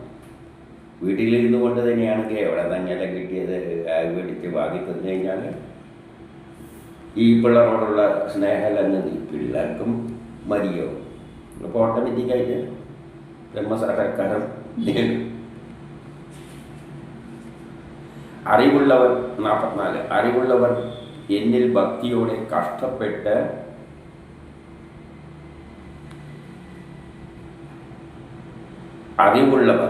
എന്നിൽ ഭക്തി അവർപ്പിച്ചിട്ട് കഷ്ടപ്പെട്ട് ജീവിക്കുന്ന അന്യരെ രക്ഷിക്കുകയാണെങ്കിൽ, അപ്പോൾ അറിവുള്ള ജ്ഞാനം നേടിയവർ, അതായത് എല്ലാവരും ബ്രഹ്മം തന്നെയാണ്, ഈശ്വരനാണ് എന്ന ചിന്ത വെച്ച് ഭക്തിയോടെ എന്നിൽ ഭക്തി അർപ്പിച്ചുകൊണ്ട് ആരെങ്കിലും കഷ്ടപ്പെടുന്നവരെ എല്ലാം രക്ഷിക്കുകയാണെങ്കിൽ അവനെ ഞാൻ എങ്ങനെ സമുദ്രത്തിൽ കപ്പല് രക്ഷപ്പെടുത്തുന്നത് പോലെ, ഒരു തരം വെള്ളത്തിൽ മുങ്ങിയവനെ സമുദ്രത്തിൽ കപ്പൽ രക്ഷിക്കുന്ന പോലെ എല്ലാ അപകടങ്ങളിൽ നിന്നും ഞാൻ അവനെ രക്ഷപ്പെടുത്തും എന്നാണ് കൃഷ്ണൻ പറയുന്നത്. നമ്മളെ കഷ്ടപ്പെടുന്നവരെ രക്ഷിച്ചാൽ കൃഷ്ണൻ നമ്മളെ ഏത് അപകടത്തു നിന്നും രക്ഷിക്കും. 45. ഒരു പിതാവ് മക്കളെ രക്ഷിക്കുന്നത് പോലെ രാജാവ് പ്രജകളെ ദുഃഖത്തിൽ നിന്നും രക്ഷിക്കേണ്ടതാണ്. രാജാവിൻ്റെ ധർമ്മം പറയുകയാണ്. ഗൃഹസ്ഥാശ്രമത്തിലേക്ക് പോകുമ്പോൾ ചിലവർ രാജാവാകും. അപ്പം രാജാവിനുള്ള ഉപദേശമാണ്. പിതാവ് മക്കളെ രക്ഷിക്കുന്നത് പോലെ രാജാവ് പ്രജകളെ ദുഃഖങ്ങളിൽ നിന്നും, എല്ലാവരും പിച്ചക്കാരനെ അടക്കം പ്രജകളെ ദുഃഖത്തിൽ നിന്നും രക്ഷിക്കണം. സംഘത്തലവനായ ആന മറ്റ് ആനകളെ രക്ഷിക്കുന്നത് പോലെ വിവേകിയായവർ എന്നെ മുൻനിർത്തിക്കൊണ്ട് സ്വയം ഉദ്ധരിക്കണം. എന്നെ മുൻനിർത്തിക്കൊണ്ട് അവരെന്ത് വേണം? സ്വയം ഉദ്ധരിക്കണം. 46. ഇപ്രകാരമുള്ള രാജാവ് രാജ്യത്തെ പാപങ്ങൾ ഇല്ലാതാക്കി സൂര്യന് സമാനം പ്രകാശിക്കുന്ന രഥത്തോടുകൂടി പ്രകാശിക്കുന്ന രഥത്തിലേറി എന്താകും? വിമാനാരൂഢനായിട്ട് ഇന്ദ്രനെ പ്രാപിക്കുന്നു. അപ്പം അങ്ങനെ ഒരു രാജാവ് ഭരിക്കുകയാണെങ്കിൽ അവരവരെ നാട്ടിലെ പാപങ്ങളെല്ലാം, എല്ലാവരുടെയും കഷ്ടതയെല്ലാം ദൂരീകരിക്കുന്ന വ്യക്തി സൂര്യൻ്റെ സമാനം വലിയ രഥത്തിലേറിയിട്ട്, വിമാനമാകുന്ന രഥത്തിലേറിയിട്ട് ഇന്ദ്രലോകത്ത് പോയിട്ട് ഇന്ദ്രനോടൊപ്പം താമസിക്കുന്നതാണ് പറഞ്ഞിരിക്കുന്നത്. അവിടെ പോകുന്നില്ല. പറയുന്ന അർത്ഥം ഇന്ദ്രന് സമാനമാണ് അങ്ങനെയുള്ള രാജാക്കന്മാർ.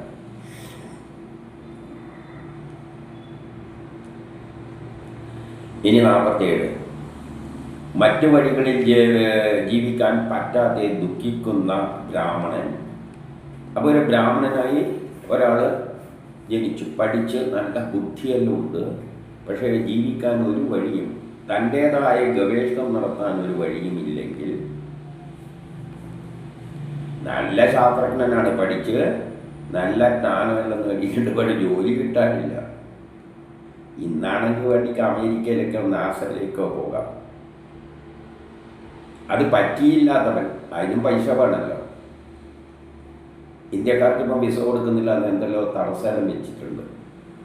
അപ്പം അങ്ങനത്തെ അവസ്ഥയിൽ എന്ത് ചെയ്യും എന്ന് ചോദിച്ചു കഴിഞ്ഞാൽ, ആ ബ്രാഹ്മണൻ വൈശ്യവൃത്തി സ്വീകരിക്കാം. ക്ലർക്കായിട്ടോ ഡോക്ടറായിട്ടോ എൻജിനീയറായിട്ടോ അല്ല, ശാസ്ത്രജ്ഞന്മാർ അവർക്ക് ഗവേഷണം നടത്താനുള്ള ഇതൊന്നും ഇല്ലെങ്കിൽ വല്ല അധ്യാപകൻ്റെ വൃത്തിയോ വൈശ്യജോലി എടുക്കാം, സ്വീകരിച്ച് ആപത്തിനെ മറികടക്കാം.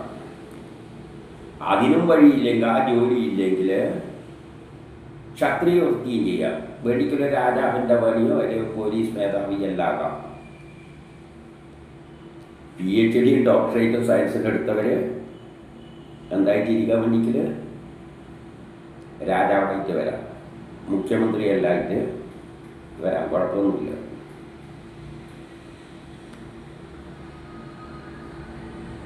അതുമില്ലെങ്കിൽ ക്ഷത്രിയ വൃത്തിയെ ചെയ്യാം. പക്ഷെ ഒരിക്കലും നീചന്മാരെ ആശ്രയിച്ച് ജീവിച്ചുകൂടാ. നീചന്മാരുടെ കാല് കഴുകിയിട്ട് ജീവിക്കാൻ പാടില്ല. 48. ക്ഷത്രിയനാണെങ്കിൽ രാജാവാകേണ്ടതാണ്, അല്ലെങ്കിൽ മിലിറ്ററിൻ്റെ തലപ്പത്തോ പോലീസിൻ്റെ തലപ്പത്തോ എത്തേണ്ടവരാണ്. അതിനു പറ്റിയില്ല, അവസരം കിട്ടിയിട്ടില്ല എങ്കിൽ വൈശ്യവൃത്തി കൊണ്ട് ജീവിക്കാം. വൈശ്യവൃത്തി എന്ന് പറഞ്ഞാൽ എന്തെങ്കിലും വല്ല ക്ലറിക്കലോ ഇതേ വല്ല ഫാക്ടറിയിലോ എന്തെങ്കിലും എല്ലായിട്ട് ജീവിക്കാം, കുഴപ്പമൊന്നുമില്ല. അല്ലെങ്കിൽ വേട്ടയാടിയിട്ട് ജീവിക്കാം. അതായത് ഒരു ക്ഷത്രിയന് ജോലിയൊന്നും ഇല്ലെങ്കിൽ വൈശ്യൻ്റെ ജോലിയൊന്നും ചെയ്യാം. സർക്കാർ ജോലി നോക്കാം, തെങ്ങുമ്മ കയറാം, എല്ലാം ചെയ്യാം, കുഴപ്പമൊന്നും. മുടി വെട്ടുന്ന ജോലി എടുക്കാം. അതും കിട്ടിയിട്ടില്ലെങ്കിൽ വേട്ടയാടി ജീവിക്കാം. വല്ല ചൂണ്ടി എടുത്തിട്ട് വല്ല തോട്ടിലായിട്ട് മീനും പിടിച്ച് അതുകൊണ്ട് അതിന് വിട്ടിട്ട് എല്ലാം ജീവിക്കുകയും ചെയ്യാം, കുഴപ്പമൊന്നുമില്ല. ബ്രാഹ്മണ വൃത്തിയാകാം, വേണമെങ്കിൽ പഠിപ്പിക്കുന്ന ജോലിക്കും എല്ലാം പോകാം, ബ്രാഹ്മണനും ആകാം. ഏർപ്പാടാണ് ആപത്ഘട്ടങ്ങളിലാണ്, രാഷ്ട്രത്തിൽ എന്തെങ്കിലും അർത്ഥങ്ങളെല്ലാം സംഭവിക്കുമ്പോഴാണ് ഇത് ചെയ്യേണ്ടത്. ദാസവൃത്തി ചെയ്യരുത്. ഈ വല്ലവരെയും ദാസവേല ചെയ്യാൻ പാടില്ല. ഒരിക്കലും ക്ഷത്രിയനതിന് പറ്റിയതല്ല. കാരണം നാളെ ചിലപ്പോൾ അവനിട്ടിട്ട് 2 കൊടുത്തൊന്നും വരും. ഇവൻ്റെ സ്വഭാവ ക്ഷത്രിയനാണ്. വല്ലവൻ്റെയും ദാസനായിട്ട് വർക്ക് ചെയ്തിട്ട് കുറച്ച് കാലം കഴിയുമ്പോൾ ഇവനെന്താ ശരിയല്ലാതെ ചിലപ്പോൾ അവൻ്റെ പേക്കിട്ടിട്ട് അവനെ തട്ടിയെന്നും വരുന്നുണ്ട്. അതുകൊണ്ട് ദാസവൃത്തിക്ക് പോകരുത്.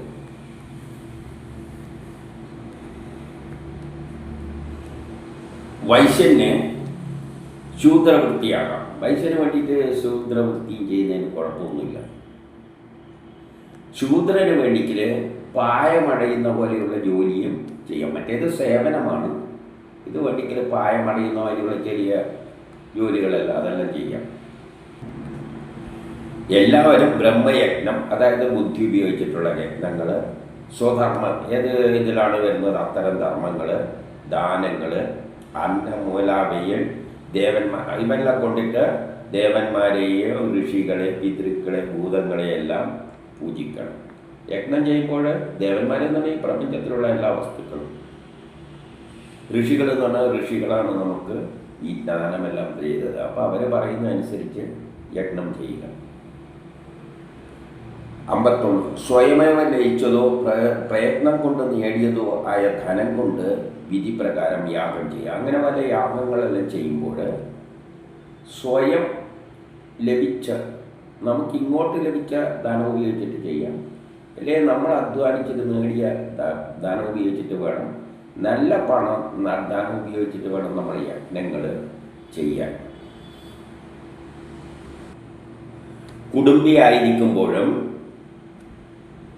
കുടുംബവുമായി ബന്ധം സ്ഥാപിക്കരുത്. ഗൃഹസ്ഥാശ്രമത്തിൽ ജീവിക്കുമ്പോഴും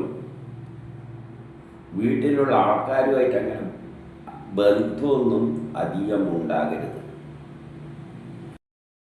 ദൃഷ്ടിഗോചരമായതും അല്ലാത്തതും, അല്ലാതെന്ന് പറഞ്ഞാൽ സ്വർഗം പോലെയുള്ളതിലൊന്നും നശ്വരമായിട്ട് കാണണം.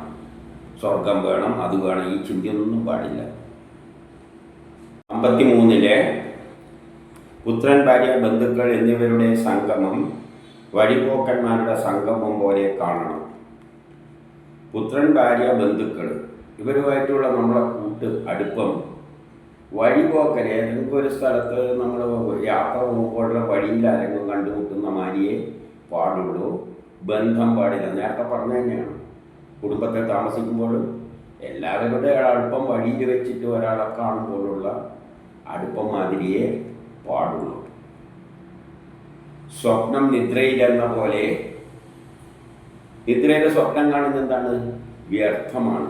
അതുപോലെ ഇവർ ഓരോ ശരീരത്തിലും വഴി പിരിയുന്നു. അതായത് ആത്മാവ് ഒരു ശരീരത്തിൽ വരും, പോകും. ഭാര്യ വരും, അവരെ സമയത്തുമ്പോൾ അവർ പോകും. എങ്ങനെ മരിക്കും, എങ്ങനെയോ പോകും. അത്തരത്തിലുള്ള ബന്ധമേ ഉള്ളൂ. കുറച്ചു കാലം വഴിപോക്കര് ചിലപ്പോൾ ഒരു ബസ്സിൽ എവിടെയെങ്കിലും വെക്കുമ്പോൾ അവിടെ വെച്ചിട്ടുള്ള 1 മണിക്കൂറോ 2 മണിക്കൂറോടെ കൂടി ചേരലായിരുന്നു. ഇതിപ്പം ജീവിതത്തിൽ 22 വയസ്സിലോ അല്ലെങ്കിൽ 30 വയസ്സെല്ലാം ആകുമ്പോൾ ഒരു പെണ്ണ് വരുന്ന കുറച്ച് കാലം വരെ അത്രയേ ഉള്ളൂ. ആ തരത്തിൽ ഇതിനെ കണ്ടാൽ മതി എന്ന് പറയുകയാണ്. ബന്ധം അത്രയേ ഉള്ളൂ. ഇനി 54. അതിനാൽ എൻ്റേതെന്ന അഭിമാനമില്ലാതെ ഞാൻ, എൻ്റെ ആള്, എൻ്റെ ഭാര്യ, എൻ്റെ മക്കൾ, ഇങ്ങനെയൊന്നും ചിന്തയില്ലാതെ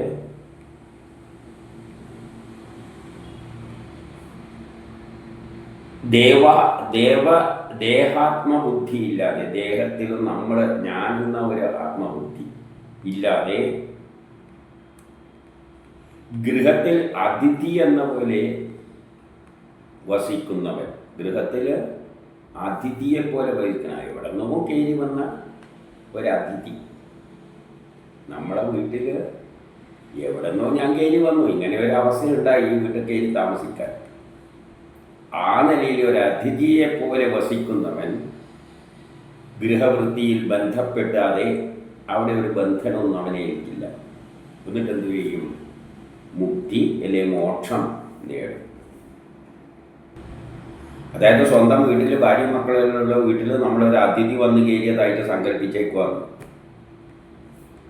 അങ്ങനെ അങ്ങ് ജീവിച്ചു പോയാൽ മതി. ഒരു അതിഥിയായിട്ട് വന്ന് കയറിയാൽ മതി. അപ്പോൾ എന്ത് പറ്റും? ബന്ധങ്ങളൊന്നും, ആ ബന്ധനത്തിലൊന്നും അകപ്പെടില്ല.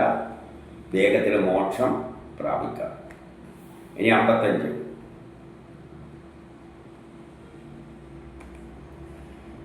ഭക്തിയുള്ളവനാണെങ്കിൽ എന്നിൽ ഭക്തിയുള്ളവനാണെങ്കിൽ എങ്ങനെയാകാം?